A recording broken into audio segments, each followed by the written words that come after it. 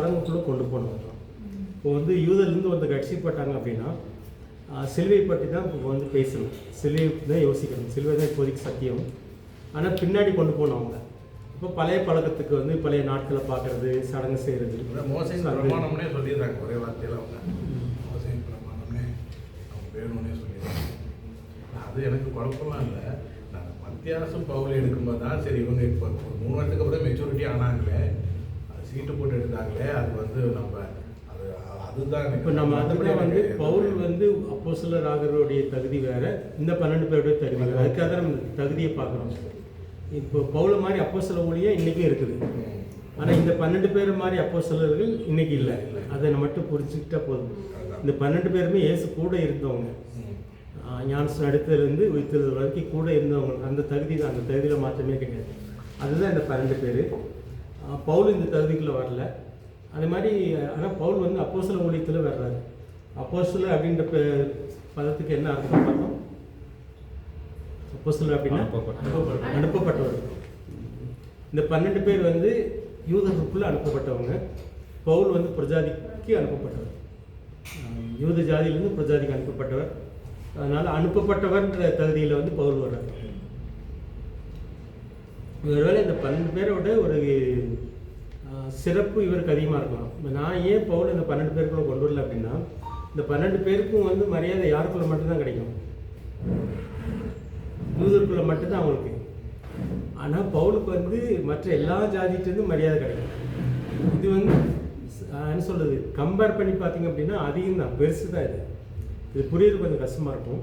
இந்த 12 பேருக்கு தான், 12 பேரில் ஒரு கோத்திரத்துக்கு தான் அவங்க தலைவர். இப்போ பேதுரு வந்து பேதுருக்கு ஒரு மரியாதை கிடைக்கும் அப்படின்னா, பேதுரு வந்து ஒரு யூதாவில், அதாவது இஸ்ரேல்லே இருக்கிற 12 கோத்திரத்தில் ஒருவேளை வந்து யூதா கோத்திரத்துக்கு தலைவராக இருக்கலாம், அந்த ஒரு கோத்திரத்துக்கு தலைவர் அவ்வளோ. ஆனால் பவுலை பார்க்கும்போது பார்த்தீங்க அப்படின்னா நிறைய ஜாதி இருக்குது. அப்போ வந்து பவுல் எப்ரேயும் கிரேக்கன் இருந்துச்சு, கிரேக்கம் வந்து பிரஜாதி, எத்தனையோ ஜாதிகளுக்கு வந்து அவர் தலைவனாக அவனை தெரிஞ்சிருக்கிறான்னு சொல்லி பார்ப்போம். ஸோ அதன் அடிப்படையில் வந்து பவுல் கிடைக்கிற மரியாதை பெருசுன்னு தான் சொல்லணும். ஓகே, நம்ம முதல் அதிகாரத்தில் பார்த்தது அந்த தெரிந்தெடுப்பு. 2ஆம் அதிகாரத்தில் வந்து ஆவியானுடைய வருகை, 3000 பேருடைய ரட்சிப்புன்னு சொல்லி பார்த்தோம்.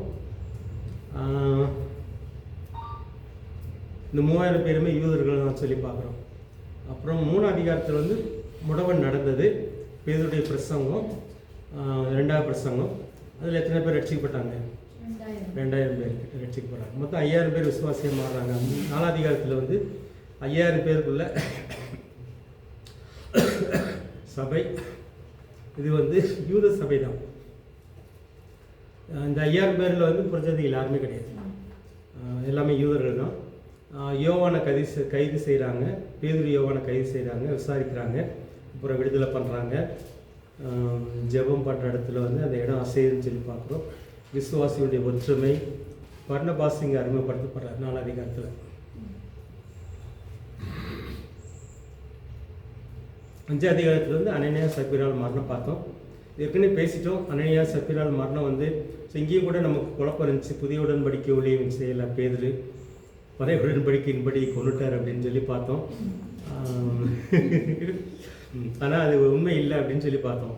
ஏன்னா இந்த புஸ்தகத்துக்கு நீங்கள் தலைப்பு வந்து ஆவியானுடைய செயல்கள் அப்படின்னு வச்சிங்கன்னா, நன்மை செஞ்சால் மட்டும் ஆவியானவர், இந்த மாதிரி ஒரு ஆபத்து வந்தோடனே ஆவியானவர் இல்லை, பேதுரு மேலே பழியை போட்டுற மாதிரி இல்லைங்களா? அது ஒரு கள்ளோபதேசம் இருக்குது. அதனால தான் நம்ம அப்படி சொல்ல வேண்டிய அந்த டீமுக்கு மட்டும். என்ன கள்ளோபதேசம் இருக்குது? அது ஒரு கள்ளோபதேசம் இருக்குது. என்ன அப்படின்னா, அதாவது கள்ளோபதேசம், தவறான உபதேசம் நீங்கள் புரிஞ்சுக்கணும். சொல்லுங்க நீ எது கள்ளோபதேசம்? அவங்க என்ன சொல்லிடுறாங்கன்னா, சில இப்போ வந்து நாங்கள் அவங்க வந்து புதிய உடன்படிக்கையில் இல்லை, அன்பை மட்டும் பேசுகிற ஒரு டீம் இருக்குது. அன்பு அன்பு அன்பு. அவங்க என்ன பண்ணிடுறாங்கன்னா, எல்லாம் சம்பாத்தியம் எங்களுக்கு கொடுங்க, நீங்களே வச்சுட்டே நீங்கள் செத்து போயிடுவீங்க, எங்களுக்கு கொடுங்கன்னு சொல்லி எல்லாத்தையும் வந்து என்ன அடிமைப்படுத்தி அப்புறம் கூட ரெடி பண்ணுறாங்க. அவங்க வந்து லீடர்ஷிப்ன்ற லெவலில் போகிறாங்க. அவங்க வந்து 5 உபதேசத்தை ஏற்றுக்கிறது இல்லை. அவங்க வந்து 2 டீச்சிங் இருக்குது, அப்புறம் இந்த வழி இது 2 தான் இருக்குது, மற்ற தீர்க்கதரிசனம் கிடையாது. அதில் அப்போஸ்தலர்லாம் முடிஞ்சு போச்சு.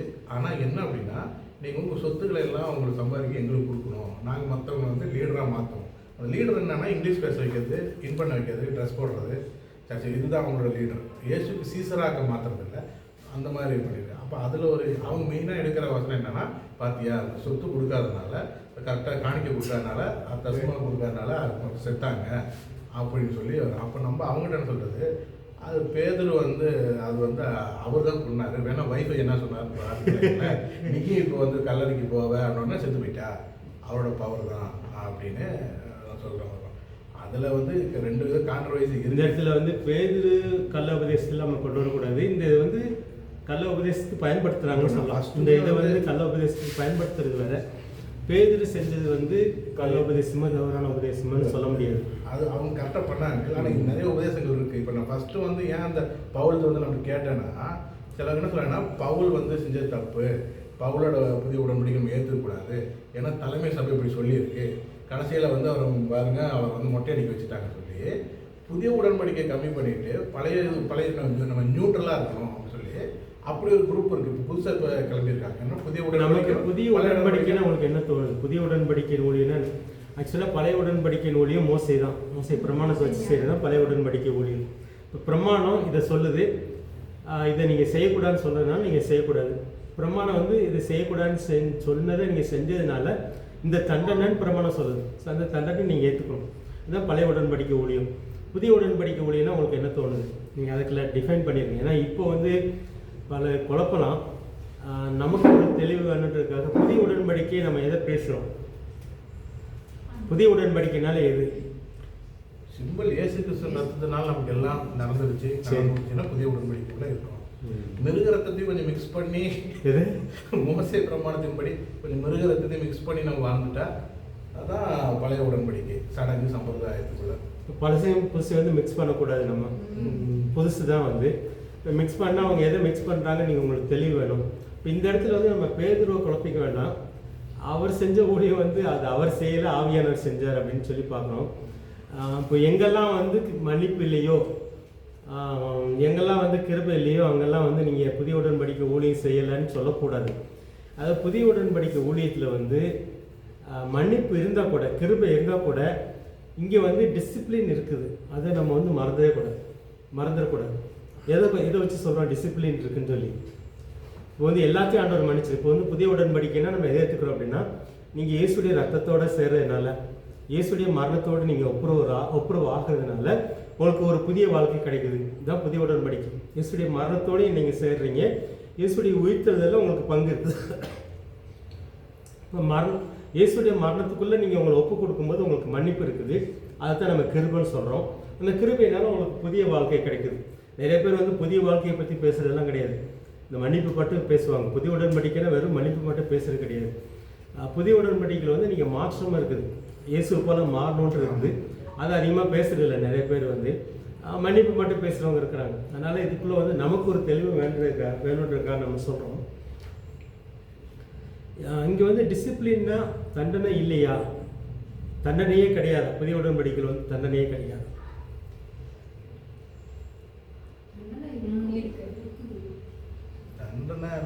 கண்டிப்பு இருக்குது. ஓகே, கண்டிப்பு இருக்குது. தண்டனை இல்லை, கண்டிப்பு. தண்டனைக்கும் கண்டிப்புக்கு என்ன வித்தியாசம்? எப்படி கண்டிக்கிறாரு? புதிய உடன்படிக்கையில் வந்து தண்டிக்கலை, சரி, எப்படி கண்டிக்கிறாரு? தண்டனைனா முடிஞ்சு க்ளோஸ் சுண்ணத்துக்கு பண்ணாத சொல்லி கொடுக்க போய் வெட்டி கொண்டாங்க, அதெல்லாம் வந்து தண்டனை. ஓகே. கண்டிப்பு அப்படின்றது நமக்கு வந்து உணர்த்துறது, இல்லை நமக்கு ஒரு பிரச்சனை, பிசாசு கண்டிப்பாக பிரச்சனையை கொண்டு வருவோம். அப்போ நமக்கே ரிவீல் பண்ணுவோம் என்ன பிரச்சனைன்னு சொல்லி. இப்போ ஆண்டு கூட நெருங்கிறது, அப்போ ஓப்பனாக இருப்பார், கிருபியாக இறங்குறாரு, நம்மளை மன்னிக்கிறாரு, பல தடவை மன்னிக்கிறாரு, ஏற்றுக்கிறாரு. அப்போ நமக்கு வந்து கண்டிப்பு இருக்குது. ஆனால் தண்டனை இல்லை. தண்டனைனா முடிஞ்ச அவ்வளோதான், மரண தண்டனை தான் பழைய படி நீதிபதி. இப்போ வந்து தண்டனை கிடையாது, ஆனால் கண்டிப்பு இருக்குது. ஓகே. பழைய ஏற்பாட்டில் வந்து தண்டனை இருந்துச்சு. தண்டனைனா அது பிரமாணத்தின் அடிப்படையில் உங்களுக்கு என்ன தண்டனை அதுதான் கொடுத்தாங்க. உடனே அங்கே பழைய ஏற்பாட்டில் பார்த்தீங்கன்னா கொல்றது தான் அப்படின்றதெல்லாம் கிடையாது. கொல்றதுக்கு சில காரணங்கள் இருந்துச்சு. சிலர் எதுக்கு கொல்லணுமோ அதுக்கு கொல்லணும், எதுக்கு தண்டிக்கணுமோ அங்கேயும் வந்து இதுதான் இருந்துச்சு. சாட்டை அடி, ஆமாம், இருந்திருக்கும். அந்த மாதிரி அவங்களுக்கு வந்து அதாவது ஒவ்வொன்றுக்கும் இந்த தண்டனை பனிஷ்மெண்ட், உங்களுடைய தவறுக்கு ஏற்ற தண்டனை அங்கே இருந்துச்சு. எல்லாத்துக்குமே மரண தண்டனை கிடையாது. பழைய ஏற்பாட்டில் வந்து பிரமாணத்தின் அடிப்படையில் இருந்துச்சு. சவுக்கடினா சவுக்கடி, இந்த மாதிரிலாம் இருந்துச்சு. ஓகே. புதிய ஏற்பாட்டில் வந்து பழைய ஏற்பாட்டில் மன்னிப்பே இல்லையா அப்படின்னா அங்கேயும் மன்னிப்பு இருக்க தான் செய்யுது. மன்னிப்பு இல்லைன்னா கிடையாது, அங்கேயும் மன்னிக்கப்படுறாங்க, மன்னிப்புக்குள்ளே இருக்கிறாங்க. இப்போது நம்ம வந்து கண்டிப்பு அப்படிங்கும் போது இப்போ நீங்கள் எங்கெல்லாம் வந்து இயேசு போல் மாறணுமோ அங்கெல்லாம் அவங்களை கண்டிச்சிட்டே தான் இருப்பார். நீங்கள் வந்து பழைய சுபாவம் வந்து மாறணும், மாறுறதுக்காக வந்து ஆண்டவர் உங்களை எங்களை கண்டிக்கணுமோ எங்கெல்லாம் திருத்தணுமோ அதை திருத்திகிட்டே தான் இருப்பார். ஸோ இங்கே வந்து அனனியா சப்ரியாவில் நம்ம பார்க்கும்போது பார்த்தீங்க அப்படின்னா இவங்க வாழ்க்கையில் தண்டனை மாதிரி வந்திருக்குது. ஆனால் இது வந்து அந்த சபைக்கு வந்து ஒரு கண்டிப்பு மாதிரி தான் இருக்குது. அந்த சபை புதிய சபையில் வந்து எல்லாருமே வந்து விற்று கொடுக்குறாங்க, மனப்பூர்வமாக தான் விற்று கொடுக்குறாங்க. ஆனால் இவங்களை வந்து பொய் சொல்கிறான் சாத்தான். முக்கியமாக இங்கே நம்ம எங்கே பார்த்தோம் அப்படின்னா சாத்தானுடைய செயலை அகற்றணும் அப்படின்றது தான். இங்கே அனனியா சப்ரியால்னு பார்க்கும்போது எல்லாருமே ஆவியானவர்களால் நடத்தப்பட்டு இப்போ வந்து ஆவியானவர் எனக்குள்ளே ஏவுறாரு, இந்த இடத்த விற்றுக்கோ, விற்று சபையில் கொடு, அந்த வீட்டை விற்றுக்கோ, விற்று சபையில் கொடுன்றாரு, இதை வச்சுக்கோ அப்படின்றாரு, வச்சுக்கிறேன். ஸோ இங்கே தான் நமக்கு பிரச்சனை இல்லை. ஆவியானவருடைய நடத்துதல் தான் புதிய உடன்படிக்கைன்னு சொல்லி பார்க்குறோம். ஆனால் இவங்களுக்குள்ளே வந்து ஆவியானவர் நடத்தாமல் சாத்தான் நடத்துறதுக்கு இடம் கொடுக்குறாங்க. ஸோ அங்கே தான் இந்த தண்டனை வருது, கண்டிப்பு வருது அப்படின்னு சொல்லி பார்க்குறோம். இது வந்து ஆவியானவரே செய்கிறாரு. இதுக்குள்ளே வரல அப்படின்னா இந்த மாதிரி போலிகள் சபைகள் வந்துக்கிட்டே இருப்பாங்க. அதாவது சாத்தான் சொல்லியிருப்பான், இவங்க ஆவியானவர் சொல்லி செஞ்சாங்கன்ற மாதிரி வந்துட்டு இருப்பாங்க. இதுதான் குழப்பம். புரியுது தானே? இப்போ சாத்தானுக்கு இடம் பவுல் வந்து ஒரு இடத்துல வந்து குருடனாக்கி விட்டுருவாரு. பவுல் வந்து ஒரு இடத்துல இப்போ ஏதாவது குருடனாகு அப்படின்ட்டுருவாரு. இப்போ அது பவுல் செஞ்சாரா ஆண்டவர் செஞ்சாரா? அவங்க வந்து பின்னாடியே டிஸ்டர்ப் பண்ணுவாங்க, ஊழியர் பண்ணப்படாமல் பின்னாடியே வருவார். சரி, அப்போ அவங்க வாயின் வார்த்தை படிக்குது, ஆண்டவர் கூட இருக்கிறாங்க அப்படின்ற கோணத்தில் பார்க்கலாங்க. ஏன்னா நம்ம எதுக்கு எடுத்தாலும் ஆண்டவர் சொல்லணும். புதிய உடன்படிக்கைக்கு கேள்வி புரியாது இந்த இடம். ஏன்னா புதிய உடன்படிக்கையில் இயேசு இறங்குறவர் அப்படிங்கிறோம், மனதுறவுங்கிறோம். பேதரவே இதே பேதரம் மன்னிச்சார், நீ நேசிக்கிறாயான்னு கேட்டார். அப்போ இந்த இயேசு கிறிஸ்துவ நம்ம இந்த இடத்துல கொச்சப்படுத்துற மாதிரி இல்லையா? நம்ம ஆவியானுடைய செயல்னு சொல்லும்போது ஆவியானவர் நன்மைக்கு மட்டுமே ஆவியானவர் எடுத்துக்கிறோம். ஒரு அரசாங்க பிரதிநிதியா ஒரு அம்பாசடர் அப்படின்போ ஒரு அம்பாசடர் என்ன பண்ணுவார், இந்த அயல் நாடுகளோட போட்ட லா, வேற நாடுகளோட போட்ட இந்த உடன்படிக்கையில் ஒன்றும் மீறாதபடி பேசுவார், செயல்படுவார். ஒரு அம்பாசடர், ஒரு உலகப்பிரமாணம் இருக்கிற ஒரு அம்பாசடருக்கு, ஒரு வெளியுறவுத்துறை தூதருக்கே அப்படி இருக்கும்போது நம்ம அவரோட தூதர். அப்போ நம்ம வந்து அவரோட சட்டத்தை நம்ம இங்கே மீற மாதிரி இல்லையா? அதுதான். ஏன்னா பவுலும் இதை தான் செஞ்சார். இப்போ நம்ம வந்து பொதுவான இப்போ இங்கே என்ன பிரச்சனை அப்படின்னா பொதுவான சட்டம் வந்து புதிய உடன்படிக்கையில் வந்து மரணமே கிடையாது, புதிய உடன்படிக்கையில் வந்து தண்டனையே கிடையாது அப்படின்ற ஒரு பொது இதுக்குள்ளே வரும்போது தான் நமக்கு இந்த பிரச்சனை. ஆவியானவர் வந்து ஜீவனை கொடுக்குறவர் தான், இருந்தாலும் எந்த இடத்துல மரணத்தை கொடுக்கணுமோ அவர் அங்கேயும் மரணத்தை கொடுக்குறாரு அப்படின்னு சொல்லி ஏற்றுக்கிறதுல நமக்கு கொஞ்சம் பிரச்சனை இருக்குது. புரியுதா டனி? ஆவியானவர் வந்து ஜீவனை கொடுக்கறது அவருடைய பிரதானமான நோக்கம். ஆனால் ஏதோ ஒரு இடத்துல வந்து மரணத்தை கொடுக்க வேண்டிய கட்டாயம் ஆவியானவருக்கே வருது.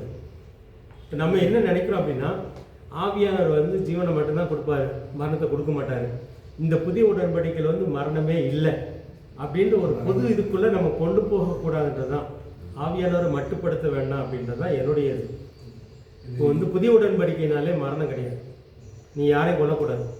ஸோ அப்படின்ற ஒரு பொதுவான கோட்பாட்டுக்குள்ளே போகிறது சரியாக தப்பா? ஏன்னா இது எங்கே உதைக்குது அப்படின்னா இப்போ நிறைய பேர் இப்போ சபையில் வந்து நீங்கள் பார்த்தீங்கன்னா ரத்தத்துக்கு நீங்கள் கொடுக்க வேண்டிய மரியாதையை கொடுக்காதனால உங்களை சில வியாதியெல்லாம் இருக்கீங்க, உங்களை சிலர் மறித்தும் போயிருக்கிறாங்க. மறிச்சு போனதுக்கு காரணம் யார்? அவங்க தான் நிதானித்து அறியாதனால. இப்போ இங்கே வந்து மரணம் இல்லைன்னு சொல்கிறதுக்கு வாய்ப்பே கிடையாது. புதிய உடன்படிக்கைனாலே உனக்கு மரணமே கிடையாது, எங்களால் சரி பண்ணி கொண்டு போவார். சரி பண்ணுறத நோக்கம், சரி பண்ணுறதுக்கு நம்மளை விட்டு கொடுக்கணுன்றது தான். இந்த மரணத்தை, இயற்கை மரணத்தை, நோயினால் சாகிறது அதை சொல்ல, இது உண்மையாக இது என்ன நிதானம் தெரிஞ்சால் உங்களுக்கு நல்லது நடக்கும்ன்றது. இயற்கை மரணத்தை சொல்ல. இப்போ என்னென்னா இந்த ஒரு வசனம் இன்னொரு வசனத்தை வச்சுருக்கா, இந்த சிலுவை இயேசு கொடுத்த புதிய உடன்படிக்கையை வந்து மாற்றுறாங்க. இயேசு வந்து தப்பாக சொல்லிட்டாரு ஒன்று இது. ரெண்டாவது பார்த்தீங்கன்னா இந்த புழுப்புழுத்து சாமான் ராஜா அது வந்து சவுலுக்கு ஏறுவது ராஜா பவுலுக்கு வந்து இடைஞ்சல் கொடுப்பார். அவர் கூப்பிட்டு வருவாப்புல. அப்போது தூதன் தான் கூட்டிகிட்டு வந்தான்னு சொல்லி வசனம் ஃபுல்லாக சொல்லுவோம். அவர் ஜெயிலேருந்து கூட்டிகிட்டு வர்றது, அப்போ அங்கே நிறைய பேர் மாற்றலாம் வரும். ஆனால் அந்த ராஜா வந்து ரொம்ப கடினமாக இருந்தனால இந்த தூதனை அடித்து அவன் புழுப்புழுத்து இறந்தான்னு சொல்லி தான் வசனம் இருக்கும். இப்போ இந்த ரெண்டு வசனத்தையும் கோட் பண்ணிவிட்டு அப்போ இயேசு கிறிஸ்துவோட உபதேசத்தை குறை சொல்கிறாங்க. பத்தியா இங்கே அடித்தார், அப்படி வந்து இயேசு வந்து நல்லவர் கிடையாது, அவர் கொள்ளுவார், சிரிச்சிங்க, அப்படியே வேற இருக்கணும். அதே மாதிரி அங்கே அந்த தூதன் அடிச்சான்னு சொல்லி தான் வரும். இந்த 2 வசனமும் டைரெக்டாக வந்து கடவுள் அங்கே செயல்பட்டாருன்னு இல்லை, வார்த்தை இல்லை. ஆனால் இது ரெண்டையும் வந்து புதிய உடன்படிக்கை, இந்த ராபோஜனத்தை நம்ம எடுக்கிற இந்த புதிய உடன்படிக்கை மட்டுப்படுத்துறதுக்காக இந்த 2 வசனம் பயன்படுத்துகிறாங்க. அதனால தான் எனக்கு என்னமோ இந்த புதிய உடன்படிக்கையினாலே உங்களுக்கு மரணம் இல்லை அப்படின்ற ஆவியானவர் கொல்ல மாட்டார், இயேசு வந்து யாரையும் கொல்ல மாட்டார் அப்படின்ற ஒரு இது தவறு தான் என்னை பொறுத்தவரை. கொல்லுகிறவர் அவர் தான், உயிர்ப்பிக்கிறவர் அவர் தான். பவுல் வந்து இந்த கொரிந்து சபையில் நடக்கிற தப்பு நடக்கும்போது பிசாசு கையில் ஒப்படைச்சுன்னு சொல்லுவார். அவன் உயிரை அவன் உடம்பு பிசாசு கையில் பண்ணாலும் அவன் உள்ளான மனுஷன் வந்து காப்பாற்றப்படட்டும் அப்படின்ற ஒரு கணக்கில் சொல்றாரு. ஸோ நம்ம சரீர மரணத்தை ரொம்ப பார்க்குறோம். ஒருவேளை ஆவிக்குரிய மரணம், ஆவி ஒருவேளை அவன் இறந்துருந்தாலும் மனசு மாறும்போது, இப்போ அனினா சப்ரண்ட் அடிச்சிட்டாங்க, ஒருவேளை அவர் இறந்துனாலும் ஒருவேளை அவங்க அந்த டைமில் மனம் மாறிந்த அந்த ஆவியாச்சும் காப்பாற்றப்படலாம். ஸோ தெரியல, அந்த மாதிரி கூட இருக்கலாம். ஏன்னா இது வந்து அவங்களுக்குள்ள ஒரு சூப்பர் நேச்சுரல் பவர் இருக்குது பேதுருக்குள்ள. பவுல் வந்து குருடாக்கி விட்டுருவாரு. ஏன்னா ஃபுல் குருடனாக்கல, நீ கொஞ்ச நாள் குருடனா இருன்னு சொன்னார். ஸோ அவன் கண்டிப்பாக குருடன் ஆகிட்டான், அப்போவே கண்டுக்கிறான். ஸோ இதெல்லாம் வந்து அவர் தண்டனை தான். ஆனால் அது வந்து இவங்களுக்கு எனக்கு ரொம்ப எரிச்சல் உண்டாயிடுச்சு, அப்புறம் தான் அவர் தண்டனை கொடுக்குறாரு. அவர் ரொம்ப நாள் பொறுத்துட்டு தான் கொடுக்குறாரு. ஆனால் பேதுரு வந்து சடனாக ரியாக்ட் பண்ணிட்டாரு. அதனால இந்த இடத்துல நம்ம வந்து பேதுரு இது செஞ்சாருன்னு நன்மைக்கு மட்டும் எடுத்துக்கிறோம். ஆனால் மரணம் போது பேதுரு குற்றப்படுத்திட்டு ஆண்டவரை காப்பாற்றுறதுக்கு முயற்சி பண்ண வேண்டாம். நம்ம இது ஆண்டோடைய செயல் தான். என்னை பொறுத்தளவு ஆண்டோடைய செயல் வந்து இந்த இடத்துல வந்து இவங்க சாத்தானுக்கு இடம் கொடுத்ததுனால சபைக்குள்ள சாத்தானுக்குரிய இடம் வேணாம் அப்படின்ற ஒரு இதனால ஆவியானவர் செயல்பட்டான்றது தான் என்னுடைய கருத்து. ஒரு மன்னிச்சு கூட நீ அந்த காசெல்லாம் கொண்டு வான்னு கூட சொல்லி சொல்லியிருக்காங்க. அதான் சில நேரத்தில் வந்து இறக்க குணம், நம்முடைய இறக்க குணம் வந்து ஆண்டோடைய இறக்க குணத்தை விட பெருசாக தோணும். ஆனால் அந்தளவுக்கு இறங்க முடியுமான்னு தெரியல. ஆண்டவருக்கு வந்து முழுக்க தெரியும். இப்போ நமக்கு வந்து இந்த இது மட்டும் தெரிஞ்சதுனால இப்போ வந்து மாற சொன்னது பார்த்தீங்கன்னா, ஒரு சபையில் ஒருத்தர் விபச்சாரம் பண்ணுறான், அவனை வந்து சாத்தானுக்கு ஒப்பு கொடுத்துரு அப்படின்ட்டு. சாத்தானுக்கு ஒப்பு கொடுத்தா என்ன செய்வான்? அவனால் என்ன செய்ய முடியும்? உடம்பை மட்டும் கொல்ல முடியும், ஆத்மா மேலே டச் பண்ண முடியாது, ஆவி ஆத்மா டச் பண்ண முடியாது. ஸோ ஒருவேளை அதுக்காக இருக்கலாம். இப்போ இந்த இடத்துல கூட வந்து அனனியா சப்பீராவுக்கு ஒரு சரீர மரணம் மட்டும் ஏற்பட்டிருக்கும் அப்படின்ற மாதிரி. அவங்களோட கம்பேர் பண்ணி இவங்களுக்கு பெரிய தப்பே இல்லை. பேதர் பண்ணதை விட இவங்க பெரிய தப்பும் பண்ணல.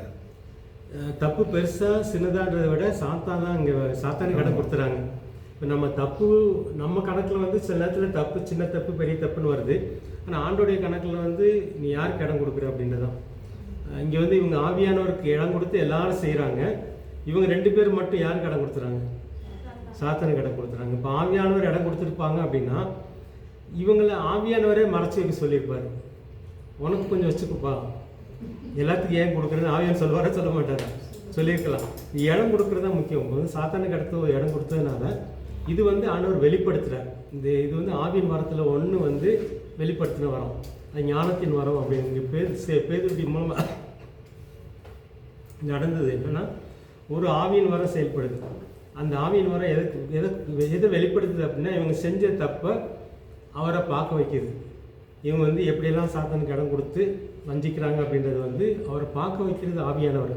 இது வந்து இப்போ ஆவியானவருடைய வரம் இல்லை அப்படின்னா பேதருக்கு இதை கண்டுபிடிக்க முடியாது. புரிஞ்சு தானே நம்ம ஏன் ஆவியானவர் சொல்கிறாருன்னு சொல்லி ஏற்கனவே தியானிச்சோம். அந்த ஆவியின் வரம் இவருக்குள்ளே வந்து அதை பார்க்க வைக்குது. இவங்க செஞ்ச தப்பு வந்து பார்க்க வைக்குது. அது பார்க்க வச்சதுனால இவருக்குள்ளே அந்த ஆவிக்குரிய வைராக்கி ஏற்படுது. அவர் அதை செய்கிறாருன்னு சொல்லி பார்க்கணும். ஓகே, முக்கியமாக வந்து புதிய உடன்படிக்கைனாலே ஆவியானவர் செயல்படணும், நம்ம மூலமாக செயல்படணுன்றதான் புதிய உடன்படிக்கை. ஆவினால் நம்ம நடத்தப்படணும் அப்படின்னு தான். ஸோ எங்கெல்லாம் நம்ம சாத்தானுக்கு இடம் கிடக்கிறோமோ அங்கே சபையை என் சபையை கெடுக்கிறவன் நானும் கெடுக்கிறேன் சொல்லிப்பா. மூலமாக சபை ஒரு வேளை பாதிக்கப்படலாம். அதே போல நான் சொல்வது இந்த ராஜா அவர் வந்து சபையை வந்து தூக்கி கொடுத்துறது யாருக்கும் வந்து கொண்டுட்டாரு.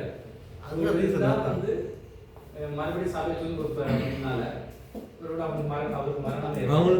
அவருக்கு வந்து ஜட்ஜ்மெண்ட் ஏன் உடனடியாக கொடுக்குறாரு அப்படின்னா, அடுத்து அவனை கொல்லலை அப்படின்னா இவருடைய திட்டத்துக்கு வந்து இடையூறாக நிற்கிறான். அதனால ஆண்டவர் தூதன் தான் கொள்வாங்க. அதுவே பாருங்க, தூதன் கொண்டாங்க. ஏன்னா தூதன் தான் கூட்டிகிட்டே வருவான். ஈகோ கிளாஷ் தான்.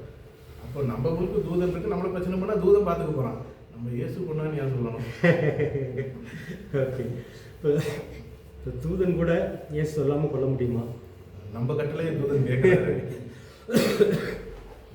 அவருடைய அனுமதி இல்லாமல் செய்ய முடியாது. தூதனை தனியாலாம் செய்ய முடியாது. நம்மளால் மனுஷங்களாம் செஞ்சுருவோம் ஆண்டோடைய அனுமதி இல்லாமல். ஆனால் தூதர்களை பொறுத்தவரை வந்து அவருக்கு கணக்கு கொடுக்கணும், ஆண்டவர் கணக்கு கொடுக்கணும். அவர் சொல்லாமல் நம்மளால் செய்ய முடியாது. ஓகே, ஸோ இந்த மாதிரி நிறைய இது இருக்குது. நம்ம வந்து தேவனை வந்து கொள்றவராக ஏற்றுக்கிறது கொஞ்சம் கஷ்டமாக தான் இருக்குது சில இடத்துல. ஆனால் தேவன் இல்லை, இயேசு. இயேசு. ஓகே, இங்கே வந்து பிதாவையும் தேவனையும் இயேசு நம்ம கொஞ்சம் பிரிச்சும் பார்க்குறோம். இயேசு கொல்ல மாட்டாரா? திரும்ப அதுக்குள்ளே தான் போகிறோம். பற்றி வரல, கிருபையில ஓடிக்கிட்டு இருக்கு. அவரோட கோபம் வரல. வந்து சோதம் குமார அழிக்க போகும்போது அவர் அழிக்கிறோம், அவருக்கு சேர்ந்து வராது. இயேசு வந்து அந்த மக்களை அழிக்கும். நீங்கள் ரொம்பலாம் இந்த விஷயத்தில் வந்து தேவனுடைய குணம் எது, இயேசுடைய குணம் எதுன்னு பிரிக்கிற முடியாது. நம்ம வந்து இயேசுவை காப்பாற்றலாம்னு நினைக்கிறோம். இப்போ வந்து இயேசுக்கு வந்து கோபம் வந்து தான் ஆகணும். ஒரு இடத்துல தீமையை பார்க்குறாரு இயேசு. இப்போ தீமையை அழிக்கலை அப்படின்னா அவர் தேவன் கிடையாது. ஒரு தவறை வந்து இல்லாமல் ஆக்கணும், தீமையை வந்து இல்லாமல் ஆக்கணும் அப்படின்னா கோபப்பட்டு தான் ஆகணும். தீமை இதுதான் இந்த தெய்வீக கோபம்னு சொல்லி பார்க்கணும். இப்போ அவருக்கும் கோபம் வரும், அவர் அழிக்க தான் செய்வார். சீக்கிரம்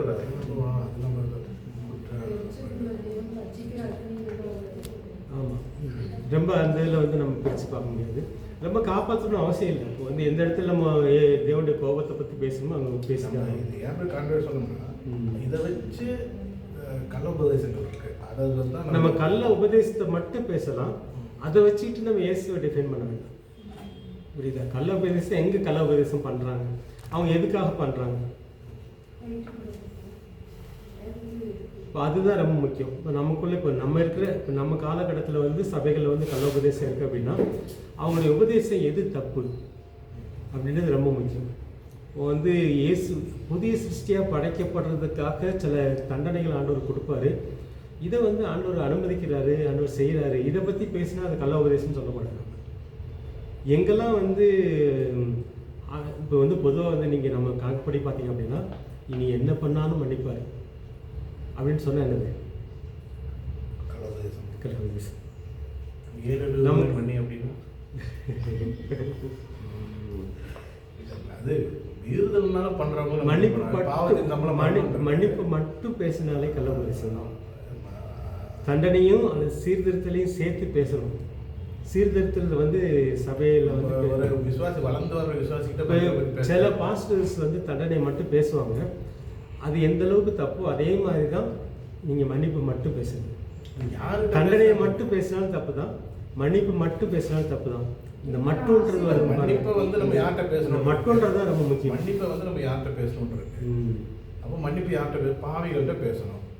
அப்போ ஒரு 3 வருஷமா சர்ச்சுக்கு வரேன்ட்ட மன்னிப்பு, அவன் பாவி இன்னும் பாவியாக இருக்கிறான்னா அப்போ அந்த பாஸ்டர் மனதும் தப்பு. அப்போ நம்ம அதுதான் சுவிசேஷத்தை சொல்லும்போது கண்டிப்பாக மன்னிப்பை பற்றி தான் பேசி ஆகணும்.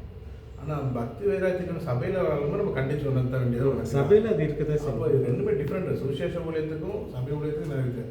ஆனால் இதை நான் சொல்ல வர்றது புதிய உடன்படிக்கை. சுவிசேஷ ஊழியத்திலே கூட வந்து சிலருக்கு வந்து மன்னிப்பு மட்டும் சொன்னால் புரியாது, சிலருக்கு தண்டனை சொன்னால் தான் புரியும். இப்போ அங்கேயும் கூட நமக்கு வித்தியாசம் இருக்குது. வந்து நியாய தீர்ப்புன்னு ஒன்று இருக்குது. நீ பண்ண எல்லா பாவத்துக்கும் ஒரு நாள் கடவுளுக்கு முன்னாடி நிற்கணும்னு சொல்லி எல்லாரும் பயப்பட மாட்டாங்க. ஆனால் சிலருக்கு வந்து அந்த பயத்தை உருவாக்கும். அந்த மாதிரி ஆவியானுடைய நடத்துதல் தான் முக்கியம். நம்ம எதை பேசுகிறோன்றதை விட அதாவது எதை முக்கியப்படுத்துறது, அது மன்னிப்பு மட்டும் இல்லை, தண்டனை மட்டும் இல்லை. உங்களை வந்து ஆவியானவர் நடத்தினா அவர் சில இடத்துல மன்னிப்பு பேச வைப்பார், சில இடத்துல வந்து தண்டிப்பை பேச வைப்பார், சில நேரத்தில் தண்டனை பேச வைப்பார். ஆவியானவர் பேச வைக்கிறது தான் முக்கியம். இங்கே இதுதான் நம்ம வந்து முக்கியப்படுத்தணும். புதிய உடன்படிக்கைனாலே நீங்கள் வந்து ஆவியானவரால் நடத்தப்படணும் அப்படின்றது தான் ரொம்ப முக்கியம். நீங்கள் அதில் வந்து குறிக்கோள் வச்சுக்கோங்க. சிலர் வந்து அதை நீங்கள் வந்து மன்னிப்பு மட்டும் பேசினா அதுவும் பிரச்சனை தான், தண்டனை மட்டும் பேசுகிறீங்க அதுவும் பிரச்சனை இல்லை. எல்லாம் மிக்ஸ் பண்ணி தான் பேசுகிறோம். அது ஆவியானவர் உங்களுக்கு எந்த இடத்துல எதை பேச சொன்னார் அப்படின்றது தான் ரொம்ப முக்கியம் சொல்லி பார்க்கணும். ஓகே, அதனால் இயேசுக்கு கோபம் வரும். ஆனால் கோபத்தை பற்றி எங்கே பேச சொல்கிறாரோ அங்கே பேசி தான் ஆகணும். சில இடத்துல மன்னிப்பு தான் அதிகமாக சொல்கிறார் அவர், மன்னிப்பு பேச இடத்துல பேசி தான் ஆகணும். வரும்போது தேவாலயத்தில் வந்து பொருள் விற்கும்போது அவருக்கு கோபம் வந்து தான் சாட்டை எடுத்து அடிச்சு அந்த ஆலை சுத்திகரிப்பினால தான் அவருக்கு வந்து மரண தண்டனையே கிடைக்கும். பண்ணலன்னா அவர் வந்து மோசையின் பிரமாணத்தை நான் 100% நிறைவேற்றேன்னு சொல்ல முடியாது. அவர் அதை பண்ணி தான் ஆகணும். நம்ம எப்பவுமே மரித்த இருந்த இயேசுவையும் அதுக்கு முன்னாடி இருந்த இயேசுவும் டிஃபைன் பண்ணணும். இதை இப்போ வச்சு மோசையின பிரமாணாலே தண்டனை மட்டும்தான் கிடையாது, அங்கெல்லாம் நிறைய கிருபை இருந்துச்சு, அங்கெல்லாம் நிறைய கருணை இருந்துச்சு. கருணை. ஓகே, அடுத்து 6ஆம் அதிகாரம் கிரேக்க எபிரேய வேறுபாடு யாருக்குள்ள வருது? இங்கே தான் 7 பேரை தேர்ந்தெடுக்கிறாங்க. கிரேக்க எபிரேய வேறுபாடு, இந்த கிரேக்க எபிரேய வேறுபாடுன்றது வந்து பேசியிருக்கோன்னு நினைக்கிறேன். முக்கியமாக யாருக்குள்ளே வருது? ஓகே, இவங்க சபை வந்து இப்போ இன்னும் யார் சபை தான்? யூத சபை தான். யூத சபைக்குள்ளே வந்து சிலர் வந்து கிரேக்க பேசுகிறாங்க, சிலர் வந்து எபிரே பேசுகிறாங்க. மொத்தமாக இருக்கிற மக்கள் வந்து யூத மக்கள் தான். ஸோ இதுக்குள்ளேயே ஒரு வேறுபாடு வருது, மொழி தான் வித்தியாசம். இப்போ 5000 பேர்கிட்ட இருக்கிறாங்க சபையில், 5000 பேருமே யூத மக்கள் தான். அதில் வந்து சிலர் வந்து கிரேக்க மொழி பேசுகிறவங்க, சிலர்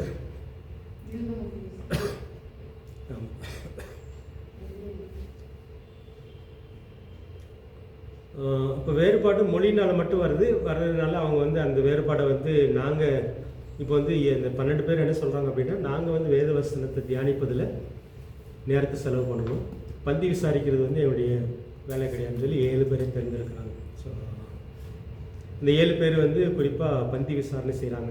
இதெல்லாம் ஏன் வருது அப்படின்னா, இப்போ எல்லாம் சொத்தெல்லாம் விற்று ஒன்றாக்கிட்டாங்க, ஒன்றை வச்சு அனுபவிக்கிறாங்க, அதை பிரித்து கொடுக்குறதுல பிரச்சனை வருது. யூத மொழி பேசுகிறது, எபிரேய மொழி பேசுகிற யூதர்களுக்கு நல்லாவும் கிரேக்க மொழி பேசுகிற யூதர்களுக்கு வந்து சரியாகவும் கிடைக்கல. ஸோ அந்த பிரச்சனையினால் அதை தீர்க்கிறதுக்காக 7 பேர் பங்கு போடுற விஷயத்தில் அவங்க செய்கிறாங்கன்னு சொல்லி பார்க்குறோம். ஸோ இங்கே தான் வந்து ஸ்தேவானை தேர்ந்தெடுக்கிறாங்க. 7 பேரில் ஒருத்தர் ஸ்தேவான் வந்து ஆவினால் நிறைஞ்சவருடைய முகம் பிரகாசமாக இருக்கிறத பார்க்குறோம். 7ஆம் அதிகாரத்தில் ஸ்தேவானுடைய பிரசங்கம் கல்லெறிஞ்சு கொள்வது பார்க்குறோம்.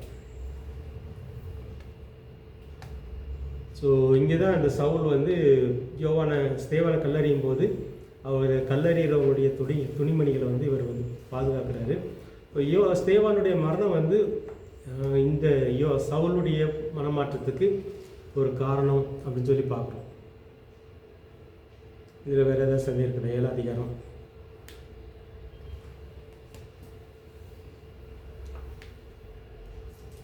7ஆம் அதிகாரம் வரைக்கும் யூதேயாவில் மட்டும், எருசலேமில் மட்டும்தான் சபை, யூதேயாக்கள் கூட போல எருசலேமில் மட்டும்தான் இருக்குது, ஒரே சபையாக இருக்குதுன்னு சொல்லி பார்க்குறோம் 7ஆம் அதிகாரம் வரைக்கும். 8ஆம் அதிகாரத்தில் சிதறடிக்கப்படுறாங்க, சமாரியா போகிறாங்க கொஞ்சம் பேர், மற்றவங்களாம் அங்கங்கே சிதறடிக்கப்படுறாங்க.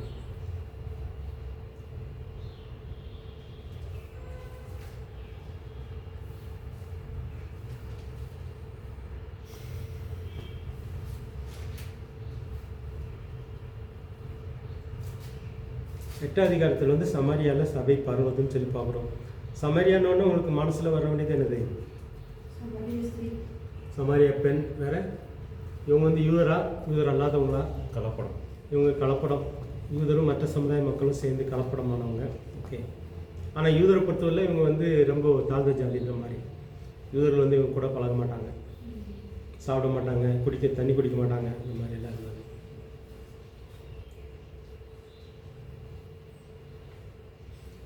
குறிப்பாக வந்து பிலிப்பு மூலமாக தான் சமாரியாவில் வந்து ஊழியம் பரவுதுன்னு சொல்லி பார்ப்போம்.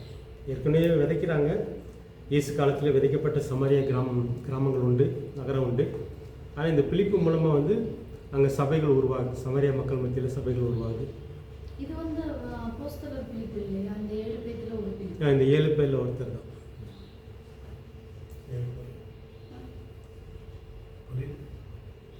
அதாவது 12 பேரில் ஒரு பிலிப்பு இருக்கிறாரு, 12 பேரில் ஒரு பிலிப்பு இருக்கிறாரு. அவர் மூலமாக நடந்த ஊழியம் கிடையாது இது. இப்போ அந்த 7 பேர் செலக்ட் பண்ணாங்கல்ல, 7 பேர்ல ஒரு பிலிப்பு. இந்த ஸ்தேவான் அவரோட சேர்ந்தவர், ஸ்தேவானோட சேர்ந்த பிலிப்பு அவர்.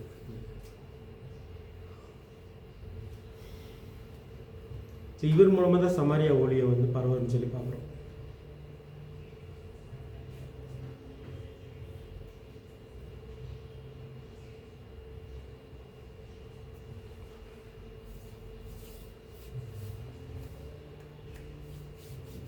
அதே மாதிரி இந்த பிலிப்பு மூலம் தான் செசரியாலேயும் ஊழியங்கள் பரவன்னு சொல்லி இந்த பார்க்கலாம். இந்த பிலிப்பு தாங்கிறதுக்கு நம்ம எப்படி நம்ம இந்த பிலிப்பா வசனம் இருக்கா? எப்படி இந்த பிலிப்பு தான்? இந்த பிலிப்பா இல்ல அந்த பிலிப்பான்னு சொல்லி நம்ம எப்படி டிஃபெண்ட் பண்ணுறோம் வசனம் இருக்கா? ஸோ அதுதான் நம்ம வந்து குறிப்பாக அந்த பிலிப்பாக இருக்க வாய்ப்பில்லைன்ற காரணம் இந்த 12 பேர் அங்கேயே தங்கிட்டாங்க. சிதறடிக்கப்பட்ட போது அதை வச்சு தான் நம்ம அதை புரிஞ்சுக்கிறோம். சிதறடிக்கப்படும் போது 12 பேர் தவிர மற்றவங்க தான் சிதறடிக்கப்படுறாங்க. இந்த 7 பேரெல்லாம் சிதறடிக்கப்படுறாங்க. அந்த 12 பேர் எருசலேமில் தான் இருக்காங்க. அந்த 12 பேரும் பிரதானமான ஊழியம் இதுவரைக்கும் இன்னும் வெளியே அனுப்பப்படல. எத்தனை வருஷம் வரைக்கும் இருக்காங்கன்னு தெரியல. அந்த 12 பேரோட ஊழியம் வந்து யூதருக்கு மட்டும்தான். அந்த பிலிப்புடைய ஊழியம் சமாரியருக்கு இருந்திருக்காரு. அவருக்கு வந்து யூதருக்காக தான்.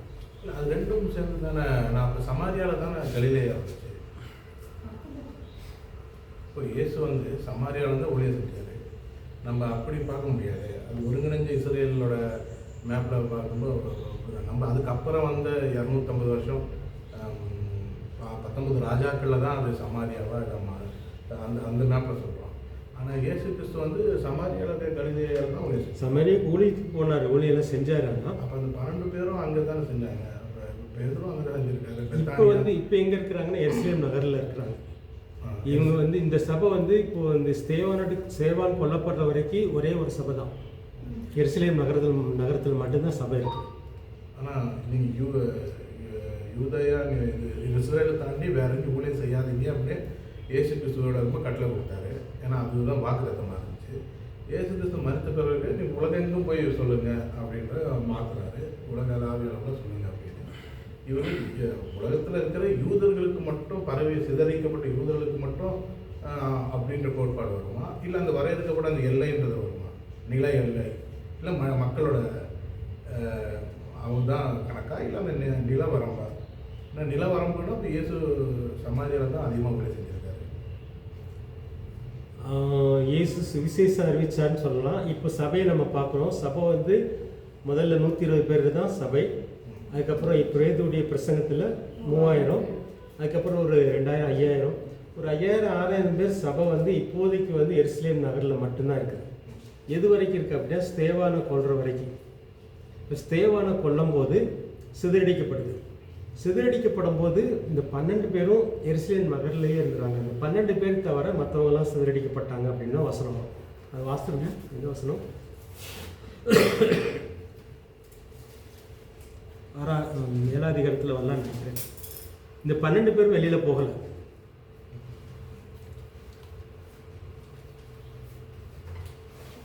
நமக்கு வந்து யூத மக்களுக்கு மட்டும் சபை அப்படின்னா ஒன்று எருசலேம், இன்னொன்று யூதேயா. கலிலேயாவில் யூத மக்கள் இருக்கிறாங்க.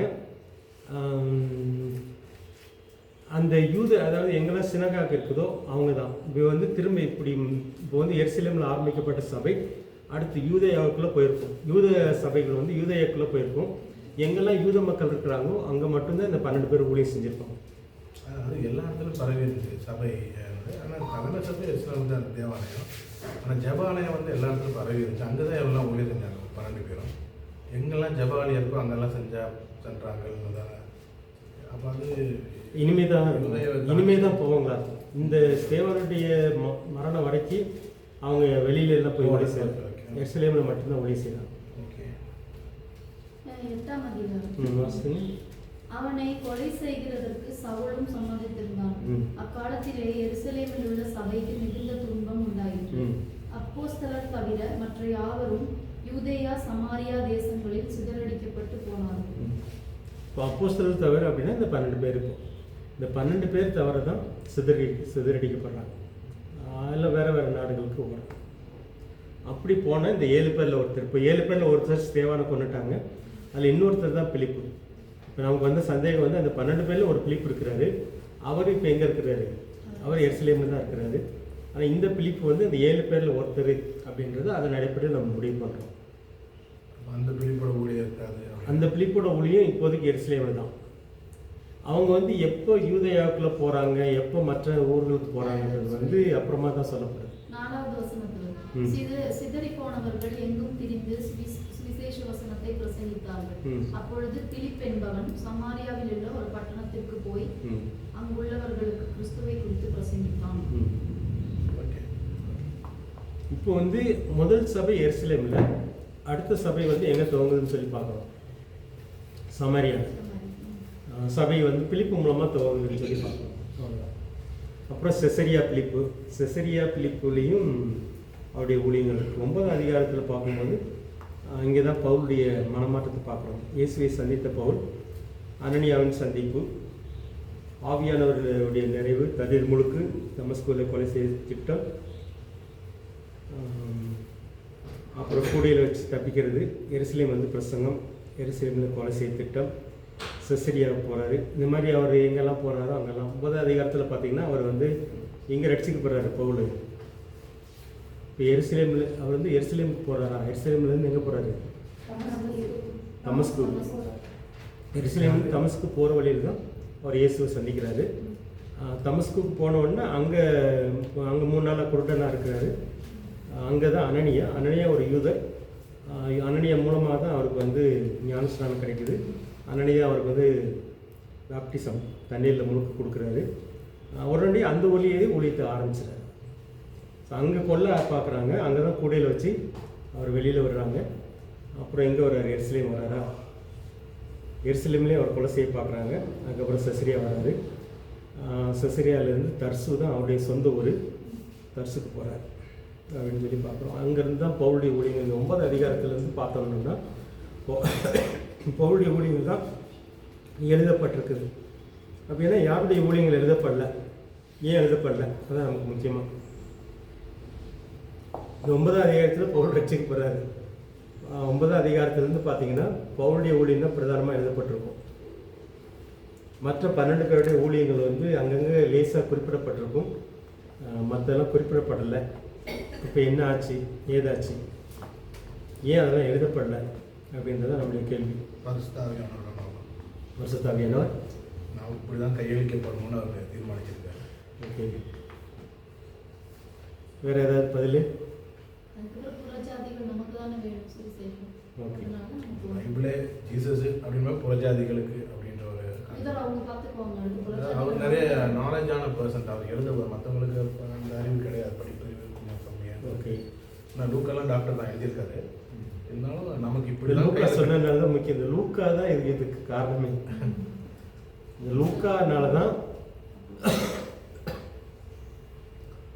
லூக்கா இதுக்கப்புறம் யார் கூட ட்ராவல் பண்ண ஆரம்பிச்சிடாரு? பவுல் கூட ட்ராவல் பண்ணாரு. இந்த லூக்கா தான் எழுதுறாரு. லூக்காவுக்கு வந்து இது மட்டும்தான் தெரியும். இதில் லூக்கா தான் காரணம். லூக்கா ஏன் பவுலுக்கு மட்டும் பற்றி எழுதுறாரு அப்படின்னா, லூக்காவுடைய பயணம் பவுலோட ஆரம்பிச்சிருது. இவருடைய இது வந்து இது மட்டும்தான் தெரியும். இப்போ பேதுரு என்ன செய்கிறாரு, மற்ற 11 அப்போஸ்தலர்கள் வந்து என்ன செய்கிறாங்கன்றது வந்து யாருக்கும் தெரியாது. ஒருவேளை அவங்களுக்கு ஒரு கூடவே இப்போ பவுல் கூட லூக்கா இருந்த மாதிரி பேதுரு கூட ஒரு லூக்கா இருந்திருப்பார் அப்படின்னா அவர் அதெல்லாம் எழுதியிருப்பார். அவர்லாம் அதெல்லாம் எழுதி நமக்கு தெரியப்படுத்தியிருப்பார். அதுக்கப்புறம் எந்த காலகட்டத்தில் வந்து பேதுரு ரோம் போகிறாரு, தோமா வந்து இந்தியா வர்றாரு, இதெல்லாம் எழுதப்படலை. ஆனால் சரித்திரம் வந்து சொல்லுது. இந்த 12 பேருமே வந்து எருசலேம் நகரில் சாகலை. யாருமே ஒவ்வொருத்தரும் ஒவ்வொரு சிட்டியில் போய் சாகுறாங்க. பேதுருவே ரோமில் தான் போய் சாகுறாரு. அவர் எப்போ ரோமுக்கு போனார், எதுக்காக ரோமுக்கு போனார், பவுலை பற்றி தெரிஞ்ச அளவுக்கு நமக்கு பேதுருவை பற்றியோ மற்ற யோவான் மற்ற 11 அப்போஸ்தலரை பற்றியோ நமக்கு வந்து தெளிவாக தெரியல. தெரிஞ்சுக்கணும் அப்படின்னா எக்ஸ்ட்ரா ஹிஸ்டாரிக்கல் புக்கு வாசிக்கணும், சில சரித்திரங்களை வாசித்த மூலமாக தெரிஞ்சுக்கணும். ஆனால் நமக்கு வேதத்தில் வந்து லூக்கா மட்டும்தான், அது லூக்கா பவுல் கூட பயணத்தை ஆரம்பித்ததுனால இந்த இது மட்டும்தான் நமக்கு தெரியும், இது மட்டும்தான் கொடுக்கப்பட்டது. அவங்க இது நமக்கு தெரியல அப்படின்னு சொல்லி முடிவு பண்ணுறோம். ஆனால் அவங்க ஊழியம் தனியாக நடக்குது. அந்த ஊழியத்தை பற்றி பொதுவாக எழுதப்பட்டு வேதத்தில் சேர்க்கப்படல. அதுக்கு காரணம் வந்து லூக்கா வந்து பவுல் கூட மட்டும் பயணிக்கிறார். ஏன்னா பவுல் வந்து பிரபலம் ஆகிறாரு. இவரை பற்றி தான் தெரிஞ்சுக்க விரும்புகிறாங்க. அரசர் குரு அப்படின்னு சொல்லி பார்க்குறோம். அதனால் வந்து இப்போ தோமா இந்தியாவுக்கு வந்தார். தோமா கூட ஒரு லூக்கா இருந்திருப்பார் அப்படின்னா தோமா எங்கெல்லாம் என்னென்னலாம் செஞ்சுருப்பாரோ அதெல்லாம் அவர் எழுதி தனியாக ஒரு புக்காக நமக்கு கொடுத்துருக்கலாம். ஹிஸ்ட்ரி இருக்குன்றாங்க, ஆனால் அது சரி முறைப்படுத்தப்பட்டு தோமா கெசட்டில் இருக்குன்ற மாதிரி. அதான் எக்ஸ்ட்ரா ஹிஸ்டாரிக்கல் அங்கங்கே எழுதியிருக்கும். ஆராய்ச்சி பண்ணுறது வேதத்துக்குள்ளே கொடுப்பாங்க. ஆனால் அவங்க மூலமாக நிறைய ஆண்டவர் செயல்படுறான்னு சொல்லி பார்க்கணும். தோமா கன்னியாகுமரி தான் ஃபஸ்ட்டு அங்கே பழைய அவர் கட்டின எங்கே? பழைய ஆலயம் கன்னியாகுமரி கன்னியாகுமரி. கட்டின சர்ச்சு இல்லை இருக்குங்களா? ம். அதனால தான் அந்த கன்னியாகுமரியில் இருக்கிற அத்தனை ஜனங்கள் முக்கியமாக கிறிஸ்தவர்களாக இருக்கிறாங்க. பின்னாட்களில் தானே மாறணும். என்னது? கிறிஸ்தவர்களாக பின்னாட்களில் தானே மாறணும். தோமா வந்தப்போ மாறல. தோமா அந்த காலத்துலேயே மாறி இருக்காங்க. அது கேரளா பார்டரில் கேரளா பார்டர் மாறினவங்க அவங்களுடைய சரித்திரம் எழுதப்படுது. கொடுங்கல்லூரில் அங்கே ஒரு மலை மேலே கூட ஒரு இப்போ கூட ஒரு அந்த மலையில் ஒரு குகை அந்த பின்னாட்களில் ஆங்கிலேயர் வந்த பிறகு தானே மாறினாங்க. ரிச்சர்ட் சொல்கிறாப்புல ஆங்கிலேயர் வந்ததுக்கப்புறம் தான் மதம் மாறினாங்க, தோமா காலத்தில் மாறல. அப்படியெல்லாம் இல்லை. இல்லை இல்லை தோமா இல்லை அந்த அளவு அவ்வளோ அதிகமாக இல்லை. அளவு தெரியல நமக்கு, கொஞ்சம் இது எழுதப்படாதனால தான் நமக்கு தெரியல. கிறிஸ்டியன்ஸ் அப்பவே இருக்காங்க. ஏன் அப்படின்னா இப்போ பிரிட்டிஷ் வர்றதுக்கு முன்னாடியே இந்த மலையாளி கிறிஸ்டின்ஸ்ன்ற மாதிரி ஃபுல்லாக பார்த்தீங்கன்னா அவங்க இந்த பிராமின்ஸ் கன்வெர்ட் ஆகிட்டாங்க. அப்போ அவங்க வந்து பார்த்தீங்கன்னா பல நூற்றாண்டுகளாலாம் இருக்கிறாங்க. அவங்க தோமா காலத்தில் வந்து அது ஒரு ஆர்டிக்கல் கூட ஒரு அம்மா அமெரிக்காவில் பப்ளிஷ் பண்ணாங்க. அது கொஞ்சம் பிளாக் பண்ணாங்க தான் இந்த கவர்மெண்ட். ஆனால் நிஜமாவே வந்து தோமா காலத்தில் நிறைய பேர் ரிசீவ் பண்ணிருக்காங்க. பிராமின்ஸ் கன்வெர்டட் கிறிஸ்டினாக மாறியிருக்காங்க. அவங்க தான் இந்த சேட்டமாக இப்போ கிறிஸ்டின் மலையாளி கிறிஸ்டின் சொல்கிறது. ஆனால் பிரிட்டிஷ் வந்து இப்போ அவங்க 300 வருஷம் தானே ஆகுது. சேண்டோமில் வந்து சென்னையில் அவர் அதுக்கு கிட்டத்தட்ட அதே 2000 வருஷம் ஆகிப்போச்சு. அப்போ இந்த கோஸ்டல் ஏரியாவில் எல்லாமே கிறிஸ்டின்ஸ் இருந்திருக்காங்க. பிரிட்டிஷ் வந்து வந்தப்போ அவங்க வந்து மிஷினரி நிறைய வேலை செஞ்சுருக்காங்க. ஆனால் முன்னாடியே கிறிஸ்தவம் பரப்பப்பட்டிருக்கு. இதில் வந்து பிரிட்டிஷார்ன்றது வந்து இவங்க பிஸ்னஸ் பீப்புள், ஆனால் அவங்க தனி, மிஷினரிஸ் தனி. அதை நம்ம பிரித்து பார்க்க பழகணும். அவங்க யாருமே மதம் மாற்றலாம், அவங்க தான் பிஸ்னஸ் பீப்புள் தான். கிழக்கிந்திய கம்பெனி தான் வர்றாங்க, அவங்க வந்து தொழிலுக்காக வர்றாங்க, அவங்களுடைய நோக்கம்லாம் தொழில் தான். அவங்க யாருமே வந்து அவங்க கிறிஸ்தவங்களாக இருந்திருப்பாங்க, ஆனால் உண்மையான கிறிஸ்தவங்களாக இருந்தாங்கன்றதெல்லாம் சந்தேகம். டச்சில் இருந்து தானே சிஎன் பால்கே வந்திருக்காரு. பிரிட்டிஷ் கவர்மெண்ட் அவர் டச்சுக்காரல. அவர் சீகன் பால்க்கு வந்து ஜெர்மன்காரர். டச்சில் இருந்து மிஷினரி வந்திருக்காங்க, பிஸ்னஸ் பீப்புள் வந்திருக்காங்க. இல்லை அனுப்புனது வந்துட்டு டச் அரசர் தான். டேனிஷ் தான். Danish Denmark. டென்மார்க்ல இருந்து வந்திருக்காரு. ஒருவேளை அந்த மிஷின்லேருந்து வந்திருப்பாரு. ஏன்னா இவர் ஜெர்மன் பர்சன். சீகன் பால்க்கு வந்து ஜெர்மனி தான். தாய்மொழி ஜெர்மன் தான். ஒருவேளை அந்த ஊழியத்திலிருந்து அனுப்பியிருப்பாங்க. கிறிஸ்டின்ஸ் வந்து முன்னாடி இருந்தே இருக்கிறாங்க. கிறிஸ்தவம் அப்படின்றது வந்து தோமா காலத்து கிறிஸ்தவங்களை பற்றி நமக்கு அவ்வளோவா தெரியல. சில அங்கங்கே எழுதப்பட்டவைகள் இருக்குது, அது எல்லாம் சேர்த்து ஒன்று படித்து பார்த்தா ஓரளவுக்கு நமக்கு கிடைக்குமான்னு தெரியல. ஆனால் எழுதப்படாதனால அல்லது வேதத்தில் இல்லாதனால நமக்கு வந்து அதை தெரிஞ்சுக்கிறதுக்கு கஷ்டமாக இருக்குன்னு சொல்லி கேரளாவில் நிறைய இந்த ரோமன் கத்தலிக் சர்ச்சஸ், பாரம்பரிய சர்ச் பெரிய காரணமும் அது ஒரு காரணமாக இருக்கலாம். ஏன்னா டைரெக்டாக வேட்டிகன் கூட தொடர்பில் போயிட்டு 10ஆம் அதிகாரத்தில் என்ன எழுதப்பட்டிருக்குது, 10 வரைக்கும் முடிச்சுலாம் நினைக்கிறேன்.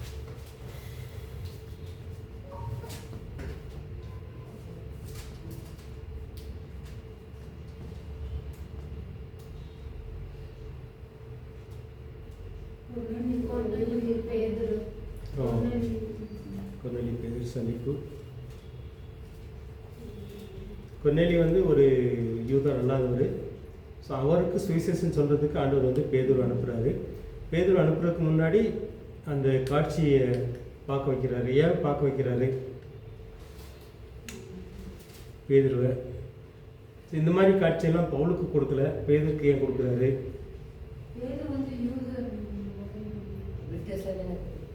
ஓகே, பேதுரு வந்து யூதருக்கு தான் பாஸ்டர்.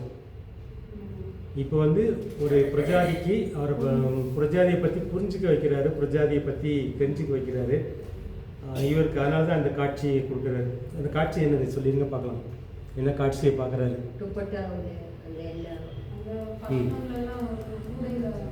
ஆக்சுவலாக அவர் நைட்டு சாப்பிடல. சரி,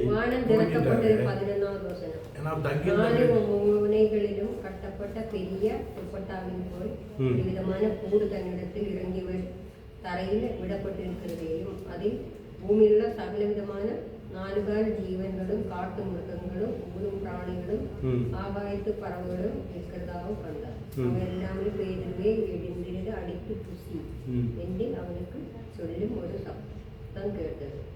அதற்கு பேதர், அப்படி இல்லை ஆண்டவரே, தீட்டும் அசுத்தமுள்ளமாக இருக்கிற யாதொன்று நான் ஒரு காரம் புசிக்கிறேன். ஓகே.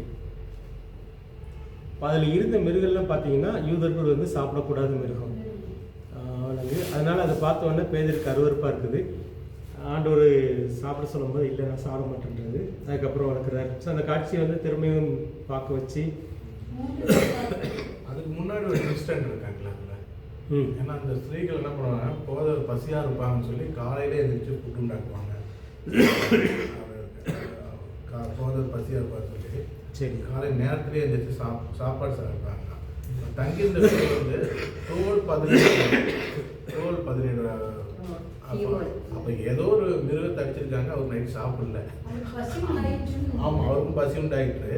அந்த ஸ்திரீகளும் பசியாக இருப்பாருன்னு சொல்லி அவங்களும் சமைக்கிறாங்க. ஸோ அந்த இன்ஸ்டன்ட் எல்லாம் சேர்த்து பார்க்கும்போது இவர் நைட்டு வந்து ஏதோ ஒரு சடங்கை கடைபிடிச்சு அவர் நைட் சாப்பிடாம தூங்கிட்டாரு.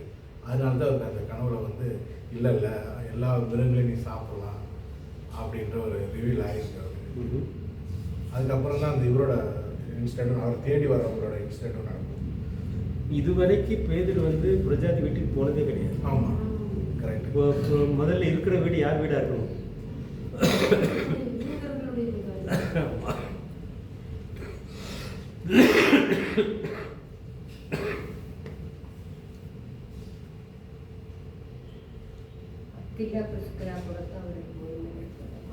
வந்து ஒரு புறஜாதியாக இருந்துட்டு அதுக்கு முன்னாடி அவர் வந்து யார் வீட்டில் இருக்கிறாரு? யூதர் வீட்டில் தான் இருக்கணும். ஆனால் அங்கே பசி ஏற்படுது. அங்கே எனக்கே சமைக்கிறதுக்கெல்லாம் வாய்ப்பு இல்லை. நீங்கள் சொல்கிற மாதிரி பசி நேரத்தில் இந்த காட்சியை கொடுக்குறாரு. ஒரே நோக்கம் என்ன அப்படின்னா, நான் எப்படி ஒன்றை ஏற்றுக்கிட்டனோ, நான் எப்படி யூதரை ஏற்றுக்கிட்டனோ அதே மாதிரி தான் மற்ற ஜாதி நான் ஏற்றுக்கிறேன்ற சத்தியத்தை பேதருக்கு புரிய வைக்கணுன்றதுக்காக. ஆனால் எப்போ புரியுது பேதருக்கு? 10 அதிகாரத்தில் வாசித்தீங்க அப்படின்னா, அப்பொழுது தேவன் சுத்தமானவைகளை நீ தீட்டாக எண்ணாதே என்று 2ஆம் தரமும் ஆண்டவர் சொல்கிறாருன்னு சொல்லி போயாச்சு. இப்போ எருசலேம் மாநாட்டில் புரியுது. இல்லை, கொர்நேலியா வீட்டிலேயே ஒரு பொருள் எப்படி புரியுது? எப்படி அங்கே தான் எப்படி பரிசுத்தான் இங்கே வராது. அந்த ஆவியானவர் வரும்போது புரிஞ்சிடும். நம்ம மேலே ஆவியானவர் எப்படி வந்தாரோ அதே மாதிரி இவங்க மேலேயும் வர்றாரு. அப்போது வித்தியாசம் இல்லை அப்படின்றது இங்கேயே புரிஞ்சிடும். புரியுது தானே? கொர்நேலியா வீட்லேயே புரிஞ்சிடும். ஆவியானவர் வந்து இறங்கும்போது இதுவரைக்கும் தெரியல. போகும்போதெல்லாம் போகிற ஆண்டவர் சொல்கிறாரு, போய் தான் நாங்களும் போகிறாரு. ஸோ அங்கே போய் வந்து பிரசங்கம் பண்ணுறாரு. பிரசங்கம் பண்ணும்போது பேச தொடங்கி, தேவன் பட்சாபாதம் உள்ளவர் அல்ல என்றும் எந்த ஜாதி ஜனத்தினாயிலும் அவருக்கு பயந்து நீதியை செய்கிறவன் எவனோ அவனே அவருக்கு உகந்தவன் என்று நிச்சயமாய் எப்படி அறிந்தார்? நிச்சயமாய் அந்த ஆவியானவர் இறங்கும் போது அவருக்கு புரியும். எப்போ புரியுது அப்படின்னா, நம்ம மேலேயே இறங்கின மாதிரி தான் இவங்க மேலே இறங்குறாரு. அந்த ஆவியானவர் இறங்குறத வச்சு தான் ஆண்டவர் ஏற்றுக்கிறாரு. எந்த ஜாதியானாலும் எந்த ஜனத்தினாலும் நீதி அவரோட நீதி செய்யணும். நீதி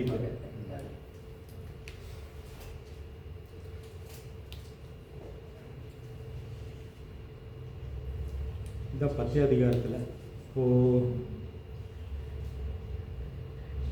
11 அதிகாரத்தில் வாசிக்கலாமா? 11 என்னென்ன வருது அப்படின்னா, கிறிஸ்தவருடைய பேர் வந்து ஒரு இன்னொரு நகரத்தில் அவங்களுக்கு கிடைக்குது. அந்தியோகியா. இப்போ அந்தியோகியா தான் அடுத்த ஊழியத்தின் மையமாக மாறுது. முதல்ல வந்து எப்படி எருசலேம் நகரம் வந்து ஊழிய துவக்கம், யூதர் மத்தியில் உள்ள ஊழியத்துக்கு துவக்கம் மையமாக மாறிச்சோ, அதே மாதிரி இப்போ அந்தியோகியா மாறிது. அது எங்கே இருக்குது அந்தியோகியா? எகிப்திலையா? இல்லை, துருக்கி பாடம் எல்லாமே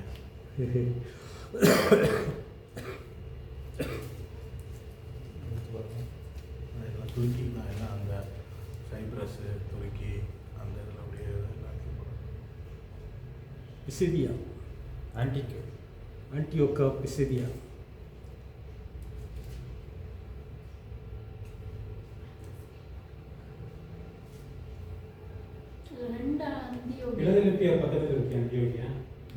அந்தியோகியா வந்து செலுசியால உள்ள அந்தியோகியாவும் இருக்கு, பிசிதியால உள்ள அந்தியோகியா. ஓகே.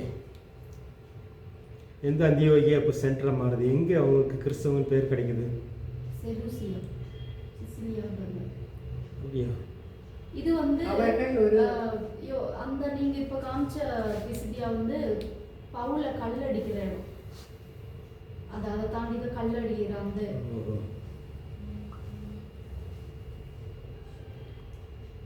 இன்னொரு அந்தியோக்கு என்னது? அது வந்து இந்த சிசிலியா அந்த மாதிரி அந்த சரௌண்டிங். அந்தியோகியா 2 இருக்காங்க.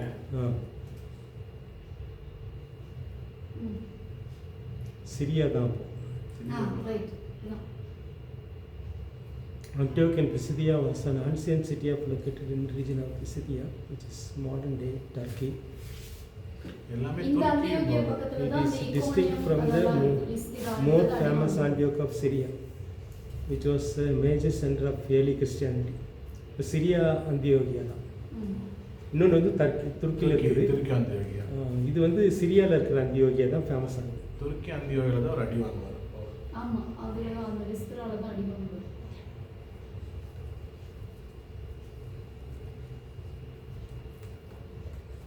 செலிக்கியா பக்கத்துல ஒரு அந்தியோகியா. அதுதான் கிறிஸ்டியன் சென்டர்.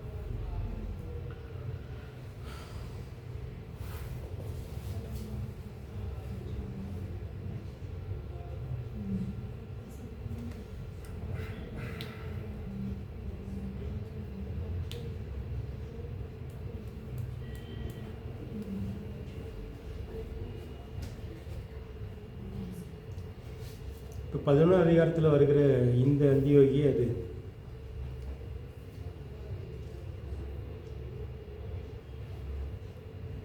அங்கதான் கிறிஸ்தவர்கிட்ட பேர் கிடைக்குது. அது வாசிக்க அந்த வசனத்தை.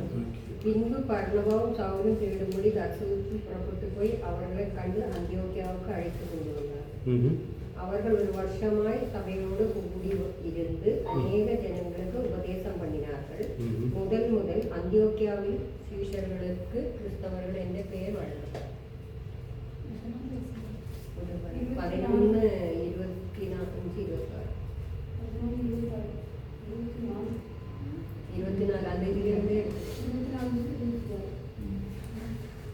11 வந்து 13 வாசிங்க. அவனோ தன் வீட்டிலே ஒரு தேவதூதன் நிற்கிறதை கண்டதாகவும் யோப்பா பட்டணத்தில் இருக்கிற பேதுரு என்னும் மறுபெயர் கொண்ட சீமோனை அழைக்கும்படிக்கு மனுஷரை அவரிடத்துக்கு அனுப்பு. நீயும் உன் வீட்டார் அனைவரும் ரட்சிக்கப்படுவதற்கு ஏதுவான வார்த்தைகளை அவன் உனக்கு சொல்லுவான் என்று அந்த தூதன் தனக்கு சொன்னதாகவும் எங்களுக்கு அறிவித்தார். நான் பேசத் தொடங்கின போது பரிசுத்த ஆவியானவர் ஆதியிலே நம்மேல் இறங்கின போலவே அவர்கள் மேலும் இறங்கினார். ஸோ இது கொர்நேலியுடைய வீடு தானே. இப்போ கொர்நேலியுடைய ஊர் தான் இந்த ஊரா அந்தியோகாவா? சிரியாவில் இருக்கிற அந்தியோகியா கிறிஸ்துவின் பேர் வருது.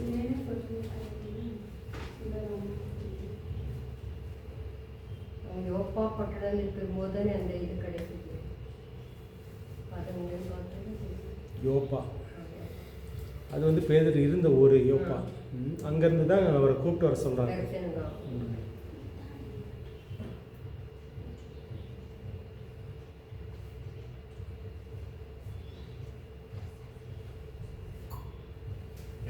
ஆப்பிரிக்காவுக்கு அந்தியோகியா கிறிஸ்தவர்கள் பேர் கிடைக்குது. அந்த அந்தியோகியா எங்கே இருக்குன்னு கேட்குறீங்க? அந்தியோகியா இல்லை, இந்த ஊரா அனனியாவுடைய ஊரா? சரி, கொர்நேலியுடைய ஊரா? கொர்நேலியோ வந்து அங்கே கிடையாது. கொர்நேலியோ அவர் வந்து மேலே யூரோப் பக்கத்துல இப்போ சிரியா டு அந்த மேலே இடத்துக்கு வந்துடுவார். கொர்நேலியோ சிரியா மேலே போயிடுவார் அவர். கொர்நேலியோ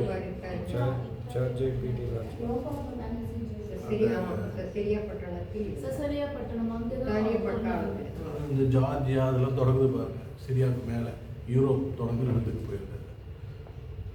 சரி, இந்த அந்தியோகியில் வந்து முதல்ல ஊழியம் செஞ்சது யார்? இந்த அந்தியோகிய சபை யாரால் ஆரம்பிக்கப்பட்டது? அதுக்காகத்தான் நான் இதை தேடுறேன்.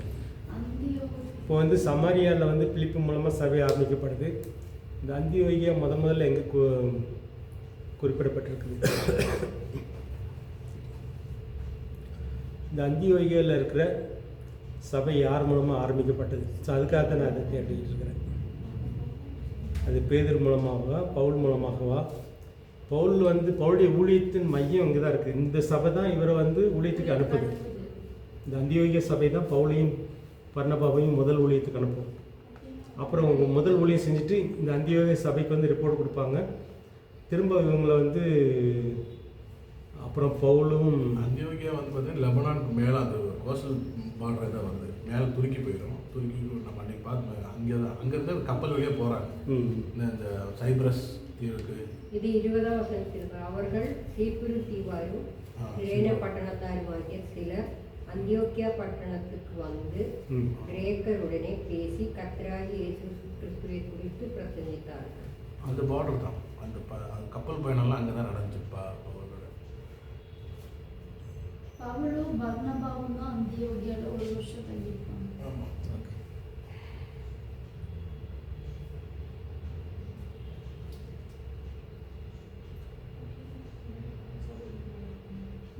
அது சிறிய அந்தியோகியா இருப்பாருங்க. ஆக்சுவலாக அங்கே தான் இந்த சைடு கடலில் விட்டால் சைப்ரஸ் தீவு. இப்போ நடந்து போகிறதுக்கு சுத்த அளவு அதிகமாக இருக்குன்றது மலைத்தொடர்னால அவங்க கப்பலை பயன்படுத்திடுறாங்க அந்த கடல்.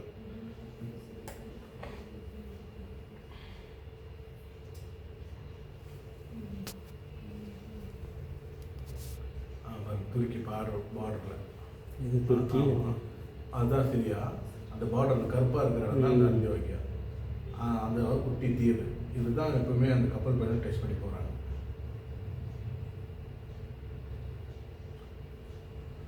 கொர்னேலியன் ரொம்ப இந்த சைடு சிரியாவோட இந்த லாஸ்ட்டுக்கு வந்துடுறாரு.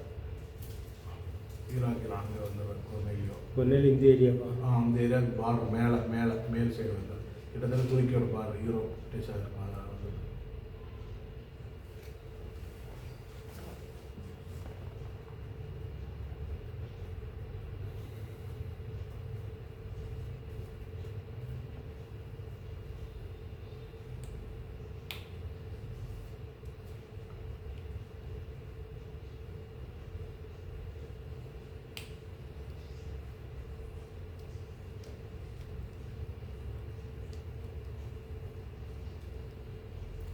அது வேணால் ஒரு ஹோம்ஒர்க்காக வச்சுக்கோங்க. நம்ம அந்தியோகிய வந்து அந்தியோகியால சபை வந்து யார் மூலமாக ஆரம்பிக்கப்பட்டது அது மட்டும் கண்டுபிடிச்சாங்க. ஆனால் ஏற்கனவே அங்கெல்லாம் ஜப ஆலயங்கள் இருக்குன்னு சொல்லப்படுறது. சிதறடிக்கப்பட்ட அந்தியோகியா, சிரியா, தமாஸ்கஸ், அதே மாதிரி நிறைய இடங்கள்ல இந்த ஜப ஆலயங்கள் இருக்குது. சிதறடிக்கப்பட்ட போகிறாங்க. அந்தந்த சபைக்கு தான் ஃபஸ்ட்டு போய் பேசுகிறாங்க. பின் அங்கே வந்து புது சபையை நம்ம புதிய உடன்படிக்கை உருவாக்குறாங்க. நிறைய ஊழியத்துக்கு போனோடனே இந்த சினகாக்கள் தான் பேச ஆரம்பிக்கிறாங்க.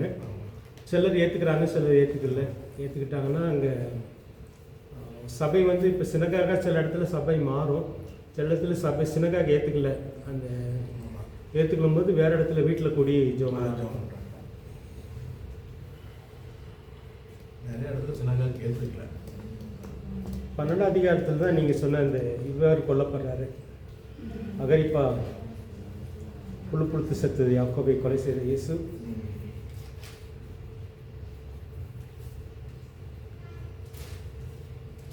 இப்போ யாக்கோபை கொன்னவர் தான் இந்த ஏரோது.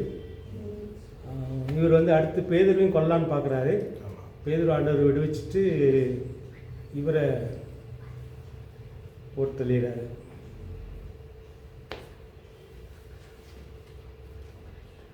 இந்த புழுப்புழுத்து செத்த ஏரோது வந்து 12ஆம் அதிகாரத்தில் கடைசியில்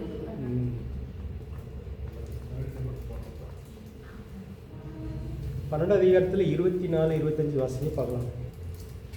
அவன் தேவனுக்கு மகிமை செலுத்தாதபடியினால் உடனே கர்த்தருடைய தூதன் அவனை அழித்தான். அவன் துன்புறுத்தி இறந்தான்.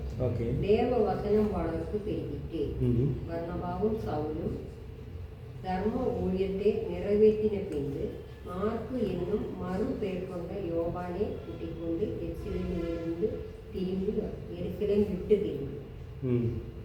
திரும்பி வந்தார்கள். இப்போ இங்கெல்லாம் இந்த நேரத்தில் வந்து அந்த அந்தியோகியா வந்து சென்டராக மாறியது 12ஆம் அதிகாரத்துல எல்லாம்.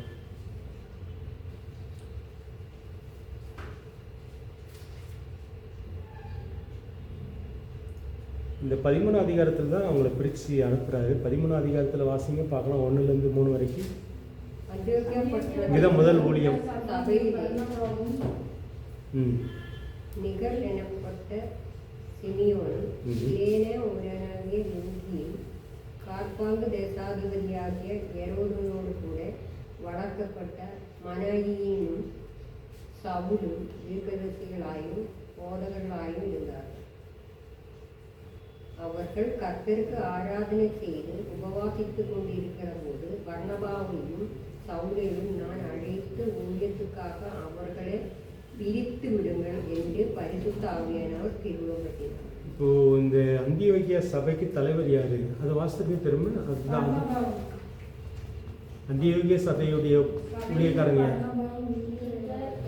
பர்னபாவும் சிமியோனும் சிரேனே உடனாகிய லுங்கியும், கார்பாங்கு தேசாதிபதியாகிய ஏரோதுடனே கூட வளர்க்கப்பட்ட மனானியும் சவுலும் தீர்க்கதரிசிகளாயும் போதகர்களாயும் இருந்தார்கள்.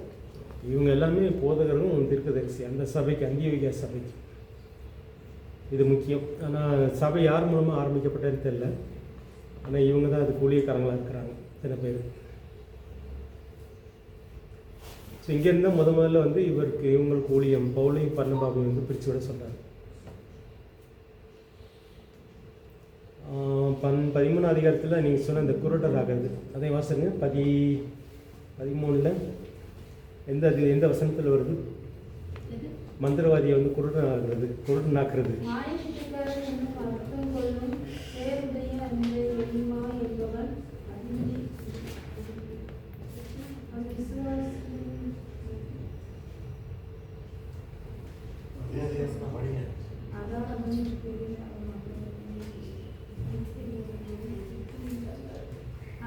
மாயத்திற்காரனான அர்த்தம் கொள்ளும் பேருடைய அந்த எலிமா என்பவன் அதிபதியை விசுவாசத்தினின்று திருப்பும்படி வகை தேடி அவர்களோட எதிர்த்து நின்றான். 8ஆம் வசனம். ஓகே. அப்பொழுது பவுல் என்று சொல்லப்பட்ட சவுல் பரிசுத்த ஆவியினால் நிறைந்தவனாய் அவனே விட்டு பார்த்து, எல்லா கபடமும் எல்லா பொல்லாங்கும் நிறைந்தவனே, பிசாசின் மகனே, நீதிக்கெல்லாம் பகைஞனே, கர்த்தருடைய செம்மையான வழிகளை புரட்டுவதில் ஓய மாட்டாயோ? இதோ இப்பொழுதே கர்த்தருடைய கை உன்மேல் வந்திருக்கிறது. சில காலம் சூரியனே காணாமல் நீ குருடனாய் இருப்பாய் என்றாய். உடனே மந்தாரமும் இருளும் அவன் மேல் விழுந்து அவன் தடுமாறி கைதாக தேடினார். அப்பொழுது அதிபதி இது பவுல் செஞ்சாரா ஆவியானவர் செஞ்சாரா? அதுதான் நமக்கு அந்த கேள்வி. குறிப்பாக 2-3 வசனம் வந்துருச்சு. அதாவது கர்த்தர் செய்யல, ஆவியா வல்லமை பெற்றிருந்த பவுல் செஞ்சான். வெறும் பவுலால செய்ய முடியாது. வந்து பவுல் செஞ்சார் அப்படின்னு தான் நம்ம வந்து தப்பிக்கலான்னு பார்க்குறோம், கடவுளை காப்பாற்றலாம்னு நினைக்கிறோம். ஆனால் வந்து ஆவியானவரெல்லாம் நிறைஞ்சு தான் அவர். குறிப்பாக வந்து இவருக்கு நடக்க போகிறது வந்து அந்த வரம் வந்து வெளிப்படுத்துது. அவ்வளோதான். இல்லை பவுலுடைய செயல்கள் ஒன்றும் கிடையாது. இவன் செய்கிற தப்புக்குரிய ஒரு இது நடக்க போகுது அவனுக்கு அப்படின்றது தான். இந்த வெளிப்பாடுன்றது தான் ரொம்ப முக்கியம். இந்த ஆவியின் வரங்களில் வந்து ஆவிகளை பகுத்து அறிதல், அப்புறம் ஞான வரங்கள், இந்த அறிவியல் வரங்கள்லாம் எதை குறிக்குது அப்படின்னா, இப்போ நம்ம ஒரு ஊழியத்துக்கு போகிறோம். அந்த ஊழியத்தில் வந்து சிலர் வந்து தடைகளாக இருப்பாங்க. ஸோ அப்போ அவங்களுக்கு என்ன நேரிட போகுது அப்படின்றத ஆண்டவர் வந்து வெளிப்படுத்துவார் நமக்கு. ஸோ அதை வந்து பவுல் செய்கிறார் அவங்க தான். ஸோ அந்த மாதிரி தான் நம்ம எடுத்துக்கணுமே ஒழிய இதில் வந்து ஆண்டவர் செய்யலை பவுல் செஞ்சுட்டாருன்னு வருது. அதுதான் ரொம்ப குழப்பம். ஆண்டவர்னு சொல்லக்கூடாது, இயேசுன்னு சொல்லணும்.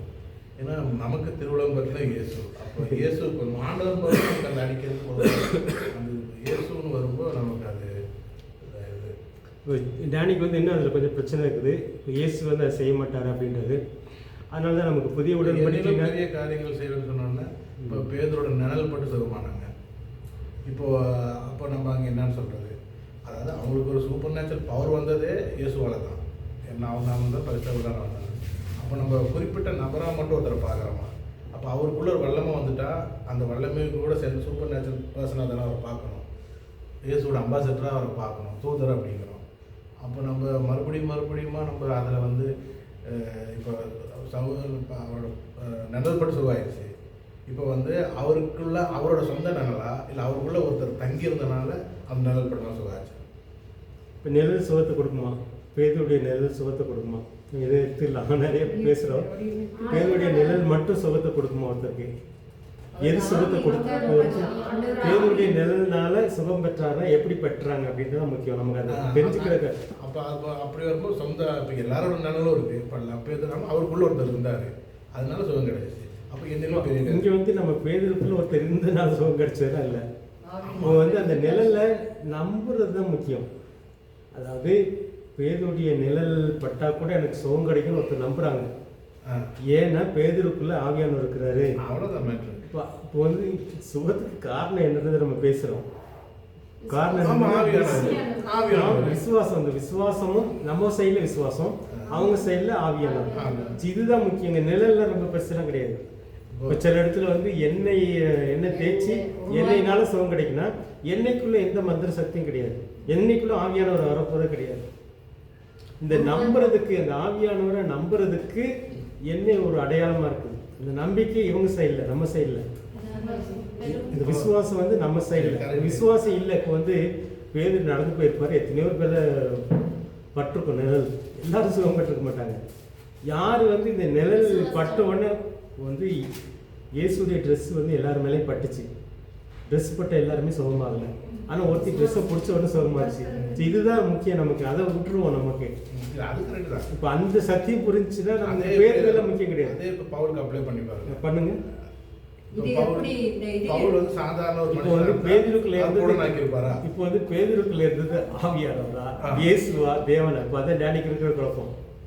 அந்த பவர் எப்படி வந்துச்சுன்னு சொல்றேன். இப்போ அந்த பவர் வந்து இதுல யாக்கோபில் எப்படி இருக்கிறீங்க? அவர் வசனம், உங்களில் ஒருவன் வியாதிப்பட்டார், அவன் சபையின் மூப்பர்களை வரவழைப்பானாக, அவர் கர்த்தருடைய நாமத்தினாலே அவனுக்கு எண்ணெய் பூசி அவனுக்கு ஜெபமான. அப்ப விசுவாசமுள்ள ஜெபம் புனியாடிடுச்சு.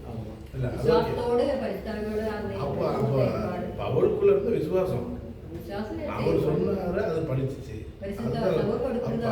அவர் டைரக்டாவே அடிச்சிடலாமே, எல்லாமே செய்யலாமே. அவருக்கு பவர் இருக்கு. பட் பவுலுக்குள்ள யார் இருந்தா அவர் சொல்ற அந்த அளவுக்கு மெச்சூரிட்டியா இருந்தாரு அப்படின்னு சொல்லி அதுதான் பார்க்கணும். நம்மளை பொறுத்தல வந்து இப்போ பவுலுக்குள்ள இருந்து செயல்பட்ட ஆவியானவர் நமக்குள்ள இருந்து செயல்படணுன்றதான். இப்போ நமக்கு வந்து இது தேவையா? இப்போ சில இடத்துல வந்து நம்ம ஊழியத்துக்கு ஒரு ஊழியத்துக்கு போகிறோம். அங்கே வந்து அந்த ஊர் தலைவரே ரட்சிக்கு போகணும்னு ஆசைப்படுறாரு. இங்கே நடக்கிறது அந்த சம்பவத்தை நீங்கள் யோசிச்சு பாருங்க. அந்த ஊர் தலைவரே வந்து ரட்சிக்கு போகணும்னு ஆசைப்படுறாரு. அதுக்கு இந்த மந்திரவாதி தடையாக இருக்கிறான். ஏன் தடையாக இருக்கிறார் அப்படின்னா, அந்த ஊர் தலைவர் மூலமாக இவருக்கு காசு கிடச்சிட்டு இருக்குது. இப்போ இந்த ஊர் தலைவர் ரட்சிக்கப்பட்டார் அப்படின்னா நமக்கு கிடைக்கிறது போயிடும். நம்ம ஊரை விட்டு காலி பண்ண வேண்டியது. ஸோ இதனால தான் தடை பண்ணுறான். இப்போ இங்கே வந்து ஆவியானவர் வந்து வெளிப்படுத்துறாரு. இவன் தடை பண்ணுறதுனால நீ எதை செய்யணும் வெளிப்படுத்தலாம் இல்லை, அவன் தொடர்ந்து பின்னாடி பிரச்சனை பண்ணிட்டே வர்றாரு. ஆமாம், மன்னிச்சு விட்டுக்கிட்டே இருக்காரு, சினம் கொண்டே இருக்காரு. கோவப்பட்டு கடைசியில தான் அவர் ரியாக்ட் பண்ணுறாரு. இந்த அவர் ரியாக்ட் பண்ணாரா, ஆவியானவர் வெளிப்படுத்தினாரா தான் அவருக்கு நடக்க போகிறது. இப்போ நம்ம கண்ணு குருடாக போகிறது வந்து இவருக்கு எப்படி தெரிஞ்சு, பவுலுக்கு எப்படி தெரிஞ்சு? இதுதான் இந்த ஆவியின் வரத்தை பற்றி நம்ம புரிஞ்சுக்கிறோம். இது வந்து பொதுவாக விசுவாசினா பொதுவாக பேசுவாங்க. நம்ம இந்த ஆவியின் வரம் தான் இதை வெளிப்படுத்துது. இந்த வெளிப்பாடு தான் அவர் செய்ய வைக்கிறது. அவ்வளோதான். பரிசுத்தாவினால் நிறைந்தவனாய். இந்த ஆவியில நிறையும் போது தான் இவனை நீ சும்மா விடப்பாண்டா. சும்மா விட்டேன்னா அந்த ஊர் ராஜா ரசிக்கப்பட மாட்டாரு. இப்போ இவனுக்கு ஒரு காரியம் நடக்கும்போது தான் அந்த ஊர் ராஜா ரசிக்கப்படுவாரு. அப்படின்றதான் தேவ திட்டம். இதை வந்து வெளிப்படுத்துறாரு. அவர்தான் இந்த பவுலுக்கு வல்ல மறிச்சு அதனால செஞ்சாருன்றதெல்லாம் கிடையாது. புரியுதா? அந்த ஆவியின் வரம் வந்து செயல்படுது. இப்போ நம்ம இதெல்லாம் பேசுகிறோம் அப்படின்னா நமக்குள்ளேயும் அந்த வரம் இருந்து சில காரியங்களை வெளிப்படுத்தி இப்போ நம்ம இப்போ இது வந்து ஏன் வந்து ஆவியானவர் வந்து ஒருத்தனை அடிக்க மாட்டார், மன்னிக்கு தான் செய்வார் அப்படின்ற பொதுவான எண்ணம் இருந்துச்சு அப்படின்னா நமக்குள்ள இந்த வெளிப்பாட்டுக்கே தடை வந்துடும். நம்ம வந்து பொதுவாக வந்து ஆவியானவர் ஒரு பெட்டிக்குள்ள போட்டு வைக்கக்கூடாது. ஆவியானவரோ இயேசுவோ அல்லது தேவனோ இவங்க இப்படி தான் மன்னிக்கு தான் செய்வாங்க, இவங்க வந்து தண்டிக்க மாட்டாங்க அப்படின்னு ஒரு பொதுவான ஒரு மனநிலை நமக்கு இருந்துச்சு அப்படின்னா அங்கே செய்ய போகிற காரியம் நமக்கு வெளிப்படாமல் போயிடும். நான் சொல்லுவது புரியுது தானே? அதனால் ஆவியானவர் நம்ம நடத்துறதுக்கு நம்ம ஃப்ரீயாக விட்டு கொடுக்கணும். நம்மளை வந்து அவர் எப்படி வேணாலும் நடத்தட்டும், ஒன்று அந்த அவன் கூட்டனாக இருந்தால் பார்வையை கொடுக்கட்டும், அல்லது அவர் என்ன செய்ய போகிறாரு, அந்த இடத்துல வந்து ஆவியானவர் என்ன செய்ய போகிறாரு அப்படின்றதுக்கு நம்ம அப்போ வந்து பவுல் வந்து நியூட்ரலாக இருக்கணும். அதுதான் நம்ம முக்கியம்னு சொல்லி பார்க்கணும். இப்போ நம்ம பைபிள் காலேஜில் நம்ம இது படிக்கிறக்கூடிய காரணம் என்ன அப்படின்னா, நம்மளை கொண்டு ஆவியானவர் செயல்படணும் அப்படின்னா நமக்குள்ள ஒரு ப்ரீ கன்சீவ் ஐடியா, ஆவியானவர் இதை செய்வார் இதை செய்ய மாட்டார் அப்படின்னு எதுவும் இருக்கக்கூடாதுன்றது தான் என்னுடைய கருத்து. நம்ம இந்த புக்கு தொடர்ந்து அங்கிள் என்ன சொன்னீங்கன்னா, இந்த புக்கு படிச்சுட்டா இந்த சீசர்களை கூட நம்ம மாறணும், ஓகே சூப்பர் நேச்சுரலாக நம்ம இருக்கணும், இதுக்கு தான் இந்த புக் ஆஃப் ஆக்ஸ் வந்து நம்ம மாறணும். இந்த புக் ஆஃப் ஆக்ஸ் படிக்கும்போது இப்போ நம்ம என்ன பண்ணோம், நிறைய நேரத்தில் நம்ம தப்பிச்சு டிரான்ஸ்லேஷன் பண்ணிக்கிறோம். அப்போ நம்ம மாற முடியாது, புக் ஆஃப் ஆக்ஸ் மாதிரியே நம்ம மாற முடியாது. ஏன் அப்படின்னா இந்த இடத்துல வந்து செயல்பாடு ஃபுல்லாக பரிசுத்தாவியானவர் தான் அவருக்குள்ள இருக்கிறார். அப்போது என்னோட அதிகாரத்தை உனக்கு கொடுக்குறேன்னு இருக்காரு, பிதா எனக்கு கொடுத்த கணத்தையும் உங்களுக்கு கொடுக்குறேன்னு இருக்காரு. அப்போ இந்த எல்லா கோடும் நம்ம கோட் பண்ணி பார்த்தும்போது தான் எப்படி பவுல் அங்கே ரியாக்ட் பண்ணால் நமக்கு தெரியுது. அப்போ அவருக்குள்ள ஒரு அதிகாரம் இருந்துச்சு, அது வந்து பரிசுத்தாவியானவர் நிறைஞ்சிருந்தார். அப்போது அவரோட அதிகாரத்தை வந்து பயன்படுத்துகிறார். அது இயேசு கிறிஸ்து நாமத்தினால தான் அவர் வந்து அங்கே செயல்படுத்துகிறார், உனக்கு வந்திருக்கு அப்படிங்கிறார். அப்போ நம்ம வந்து இப்போ நம்ம அவர் மாதிரியே செயல்படணும்னா பரிசுத்தாவியானவர் எப்படி செயல்படுவார், ஒரு மெச்சூரிட்டியோடு செயல்பட்டுருக்காரு. இந்த இடத்துல கொஞ்ச நாள் கூட இருப்பேன்னு சொன்னார், டோட்டல் பிரெயின் கிடையாது. ஆனால் பேதுரு வந்து அந்த இடத்துல வந்து வேற மாதிரி இருக்கும். இங்கே நம்ம என்ன பண்ணிடுறோம்னா நிறைய இடத்துல கடவுள் வந்து செஞ்சுட்டாரு, இவர் தனியாக இருந்துட்டாரு அப்படின்னு இந்த இடத்துல சொல்லிடுவோம். ஆனால் ஒரு அதிசயம் செஞ்ச ப்ரேயர் பண்ணி அவர் சுகப்படுத்திட்டாரு, உளுந்த ஒருத்தனை தூக்கி விட்டு அங்கே வந்து பவுல் மூலியமாக ஆண்டவர் செஞ்சார் அப்படின்ற அவருக்கு ஒரு கிரெடிட் போகுது, அவருக்கு அதிகாரம் கொடுத்து தான் செஞ்சார் அப்படின்னு. அப்போ நம்ம நிறைய இடத்துல நம்மளே வேறுபட்டுரும். அப்போ மோசையை வந்து காதில் சொல்லிட்டா அடின்னு தொழில்னாலும் அடித்தான், அப்போ அதை வந்து வேறு மோசையாக இருக்குதான்னு சொல்லி பேசுகிறோம். ஆனால் அன்னைக்கு வந்து தேவன் காதில் சொன்னார், ஒவ்வொரு விஷயத்தையும் சொன்னார், அதை செஞ்சார். ஆனால் இங்கே வந்து டோட்டலாக உள்ளேருந்து செயல்படுறாரு. அப்போ அவங்களுக்கு ஒரு அத்தாரிட்டி இருக்குது இந்த பூமியில். பவுலுக்கு ஒரு அத்தாரிட்டி இருக்குது, பேதுருக்கு ஒரு அத்தாரிட்டி இருக்குது, அவங்களுக்கு ஒரு பவர் இருந்துச்சு, சூப்பர் நேச்சுரல். அப்போ இதை வந்து நம்ம சரியாக அது புரிஞ்சிக்கல. ஆண்டு எனக்குள்ள இருக்காரு, இருந்தாலும் அவர் வேற எங்கேருந்தோ செய்வாருன்ற மாதிரி துணியாரு. நமக்குள்ளே தான் இருக்காரு, சபையே நம்ம தான். அப்போ நமக்குள்ளேருந்து செயல்படுறாரு. அப்போ நம்மளோட வார்த்தைக்கு ஒரு மதிப்பு கொடுக்குறாரு. ஏன்னா என் நாமத்தினால் எதை கேட்டாலும் என் பிதா வந்து ஒன்று செய்வார் அப்படிங்கிற. அப்போ பரிசுத்தாவியானவர் பேரை ஏசுன்ற, என் நாமத்தினால் வருகின்ற பரிசுத்தா தேட்டரமான உங்களுக்கு நான் தரேன் அப்படிங்கிறாரு. அப்போ நம்ம எதுக்கு வந்து நம்ம பிரிச்சிடுறோம், பேதுருவிலேருந்து தேவன் தனியாக பிரிச்சிடுறோம், அவங்க ஒன்றா சேர்த்துலாம் பார்க்கணும். அதுதான் நம்ம ஆதித்தன் புத்தனாக இருப்பார். அப்போ நம்ம வந்து சேர்ந்து இருந்தால் தான் நம்ம செயல்பட முடியும். அப்போ நம்ம ஏன் புக் ஆஃப் ஆக்ஸ் மாதிரி நம்ம செயல்பட முடியல? இன்றைக்கும் நம்ம ஒரு வியாதிஸ்தர்கிட்ட ப்ரேயர் பண்ணிட்டேன், உன்னை ஆண்டவர் சரி பண்ணிடுவார். ப்ரேயர் பண்ணி முடிச்சுட்டு கடைசி சொல்கிற வார்த்தை உன்னை ஆண்டவர் சரி பண்ணிடுவார் அப்படி வந்து எல்லாம் எஸ்கேப் ஆயிடுவாங்க. ஆனால் நம்ம ஏன் சரி பண்ணிட்டு போகல? அதெல்லாம் செய்யணும். அப்போ வந்து நம்ம வந்து இந்த சக்தியை வந்து கொஞ்சம் குழப்பி விட்டுருக்கு. நான் ஃபஸ்ட்டாக கொரோனா கூட பயன்படுத்தி இந்த பெந்தகோஸ்ட் டாக்டர்னு சொன்னது மொத்தமாக என் மண்டையில் அழித்தேன்.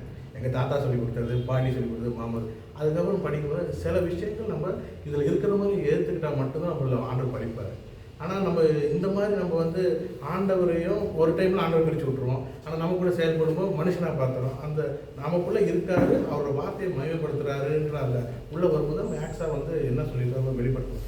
நிறைய இடத்துல நம்ம வந்து இதை பிரிச்சிடறோம். அந்த புதிய உடன்படிக்கைக்கு கொஞ்சம் கொஞ்சம் மதிப்பு கம்மி பண்ணிடுறோம்.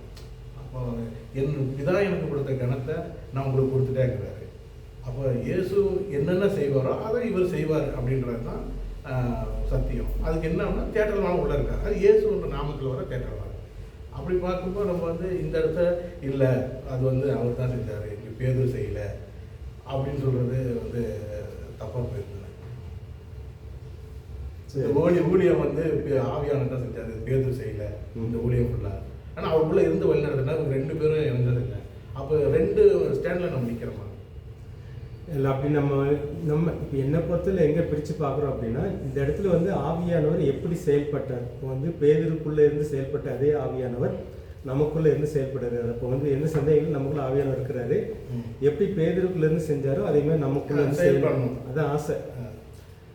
இப்போ நீங்கள் சொல்லும்போது இப்போ ஒருத்தருக்கு போய் கை வச்ச உடனே என் அதிகாரத்தினால, எனக்கு கிடைச்ச அதிகாரத்தினால இவனுக்கு சுகமாக அப்படின்றது வந்து செய்யணும் அப்படின்றீங்க. செய்ய முடியலை. ஏன் ப்ராக்டிக்கலாக இப்போ வந்து நம்ம மற்றவங்களை ஏன்னு சொல்ல வேண்டாம், ஏன் என்னால் செய்ய முடியல கேட்டிருக்கீங்களா நீங்கள்? இப்போ வந்து பேதுரு செஞ்ச மாதிரி ஏன் என்னால் செய்ய முடியல? நடக்குது. அதிகாரத்தை வந்து யூஸ் பண்றதுக்கு நம்மளோட விசுவாசத்தடை தான் காரணம். இது Okay. எனக்கு வந்து என் லைஃப்ல மிராக்கிள் மேல மிராக்கிள் வந்துகிட்டே இருக்கு. கிட்டத்தட்ட நான் கண் கூட பாக்குறது.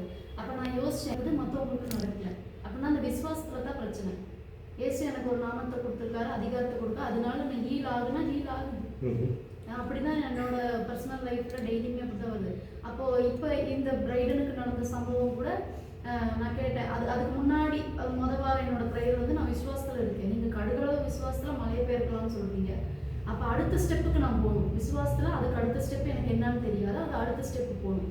அடுத்த ஸ்டெப் இவன் விழுந்துட்டான்.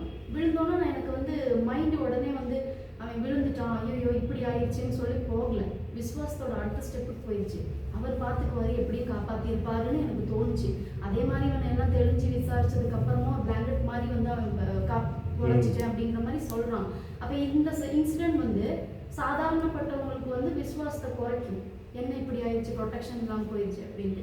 என்னை பொறுத்த வரைக்கும் இந்த விசுவாசம் நெக்ஸ்ட் லெவலுக்கு என்ன தள்ளிடுச்சு. அதுதான் நான் பார்க்குறேன். விசுவாசத்தை தான் அதில் நம்ம பார்க்கணும். கட்டளையிட்ட ப்ரேயர் பண்ணுறது ஒரு பெரிய மேஜிக் இருக்குது. இயேசு கிறிஸ்து நான் கட்டளையிடுறேன் அப்படின்றது தான் அந்த மேஜிக்கே இருக்குது. நம்ம கரெக்டாக இயேசு கிறிஸ்துவ தூதனாக மாறுறோம் நம்ம. ஆனால் அந்த இடத்துல வந்து நமக்கு ஏன்னா வந்து நான் சொல்கிறதுன்னு சொல்கிறேன், அங்கே தான் கோட்டை அப்படியே. ஆனால் வசனம் சொல்கிறது அப்படின்னா நீங்கள் கட்டளையிடுங்க, சகல அதிகாரம். என்னன்னா ஒரு சம்பவம், ஒரு 2 இன்சிடென்ட் நடந்தோன்னா சாதாரண மனுஷர்களுக்குள்ள வர்றது வந்து ஒரு பெருமை. இது வந்து நான் சொல்றேன், ஜெபம் பண்ணேன், நடந்துருச்சு அப்படிங்கிற அந்த பெருமை வந்துருச்சுன்னா நமக்கு அந்த வரம் செயல்படாது. அது அதிகாரமா யூஸ் ஆகாது. அந்த அதிகாரம் யாரு கொடுத்தா எப்படி கிடைச்சும்போது நம்ம கண்ணில் தண்ணி வரும். அவளை கிருபடா அப்படின்னு அங்கே தான் நமக்கு தோணும். இதுக்குள்ள நம்ம நான் ஏன் இவ்வளோ சொன்னேன்னா அதில் மெர்ஜ் ஆகிட்டோம்னா புக் ஆஃப் ஆக்ட்ஸ் வெளிப்பட்டுரும். ஏன்னா ஒரு 3-4 மாசத்துக்கு முன்னாடி கரெக்டாக ஆகஸ்ட் 1ஆம் தேதி நாங்கள் சாப்பிட்டுட்டு இருக்கும்போது 2 பூனைங்களும் சேர்ந்து பெரிய பாம்பு கொண்டு வந்து வீட்டுக்குள்ளே போட்டுருச்சு. காட்டில் போயிட்டு இருந்தது, அதை வளைச்சி பிடிச்சி வீட்டுக்குள்ளே வந்துருச்சு. உடனே நாங்கள் பேக் சைட் சாப்பிட்டுட்டு இருந்தோம். இவர்கிட்ட சொன்னேன், பாம்பு ஒன்று பூனை இருக்கிற பொசிஷனை பார்த்து நான் சொல்கிறேன் இப்படி இருக்கேன்னு எட்டி பார்க்கும்போது கரெக்டாக பெரிய பாம்பு, நல்ல பாம்பு. அப்போ இவர்கிட்ட சொன்னோன்னே இவர் உடனே ஃபாரஸ்ட்டை கூப்பிடுறதுக்கு இறங்கி ஓடிட்டார். நம்ம அப்படி தான் ரியாக்ட் பண்ணுவோம், நம்ம அடிக்கக்கூடாது, உடனே ஃபாரஸ்ட்டு. அன்னைக்கு காலையில் தான் வந்து நான் அந்த மார்க் 16வது கடைசி அதிகாரம் படித்தேன். என் நாமத்தினாலே சர்ப்பங்களை எடுப்பீர்கள் அப்படின்னு சொல்லிட்டு அந்த வசனம் உடனே எனக்கு ஸ்ட்ரைக் ஆகுது.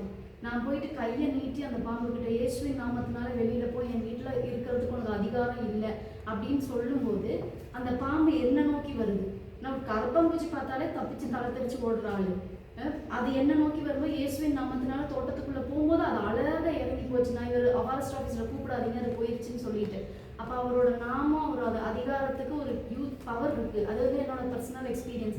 நான் சாட்சியா வெளியில சர்ச்சில் சொல்லலை, பெஞ்சமின் டாக்டர் பர்சனலாக சொன்னேன். ஏன்னா இதை சொன்னா ஏற்றக்கூடிய பக்குவத்தில் யாரும் இல்லை. இவங்க சும்மா மேஜிக்காக ஏதோ சொல்றாங்க அப்படிதான் நினைப்பாங்க.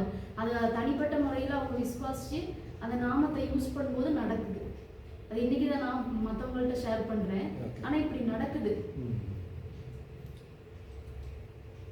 நான் கேட்க வந்தது வந்து இப்போ நடக்குது இந்த மாதிரி நமக்கும் சொல்லலாம். ஒரு இதில் இப்போ நம்மளை கொண்டு மற்றவங்களுக்கு ஏன் நடக்கலை. இப்போ இடையில டேடி பேசும்போது சொன்ன ஒரு காரியம், நீங்கள் ஏன் ஜெபம் பண்ணதுக்கப்புறம் அவங்களுக்கு வந்து அது நடக்கிறது இல்லை. ஒருத்தவங்களுக்காக போய் ஜெபம் பண்ணுறீங்க, கடவுள் ஆண்டவர் சுகம் கொடுப்பாருன்னு சொல்லிட்டு வந்துடுறீங்க, ஏன் சுகத்தை உங்களால் பெற்றுக் கொடுக்க முடியல. ஸோ இதுக்கு என்ன கேள்வி? அந்த மாதிரி ஏதாவது அவங்களுக்கு ரொம்ப எனக்கு வித்த தெரியும்னு சொல்லி எல்லாருக்கும் வித்த காணிக்க முடியாது. அதுதான் முக்கியம். இப்போ ப்ரேயர் பண்ணவங்க அத்தனை பேருக்கு நான் வந்து கத்துனாம நான் சொல்கிறேன், ஹீல் ஆகிருக்கு. ஏன்னா ஒரு 1890 கூட இப்போ கூட மொபைல் கடை வச்சுருக்காங்க பையன். ஒன் சைடு ஃபுட்டில் அப்படி வீங்கி ஒரு மாதிரி இங்கே. அப்போ அவனுக்கு கேன்சராக எதுவும் எங்கே டயக்னோஸ் பண்ண முடியல. புஷ்பல் ஹாஸ்பிட்டல். அப்போ அவங்க வந்து ஆர்சி பேக். ஆனால் பெஞ்சமின் தான் காலிங் வந்திருக்கு, இப்படி வாங்க ப்ரேயர் பண்ணுங்க, என்னென்ன பண்ண தெரியல. நாங்கள் போகும்போது அந்த மொபைல் இப்படி அகோரமாக இருந்துச்சு.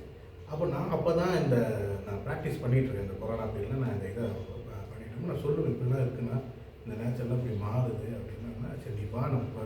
அப்போ அன்றைக்கி ப்ரேயர் நீ பண்ணு அப்படின்னாங்க. அப்போ அன்றைக்கி ப்ரேயர் நான் அந்த பிரச்சாரம் நம்ம கட்டளையிடுறேன், எங்கள் கீழே ஆகும்னாங்க. எங்களை ஒரு மாதிரி பார்த்தா ப்ரேயர் பண்ண வந்தார்.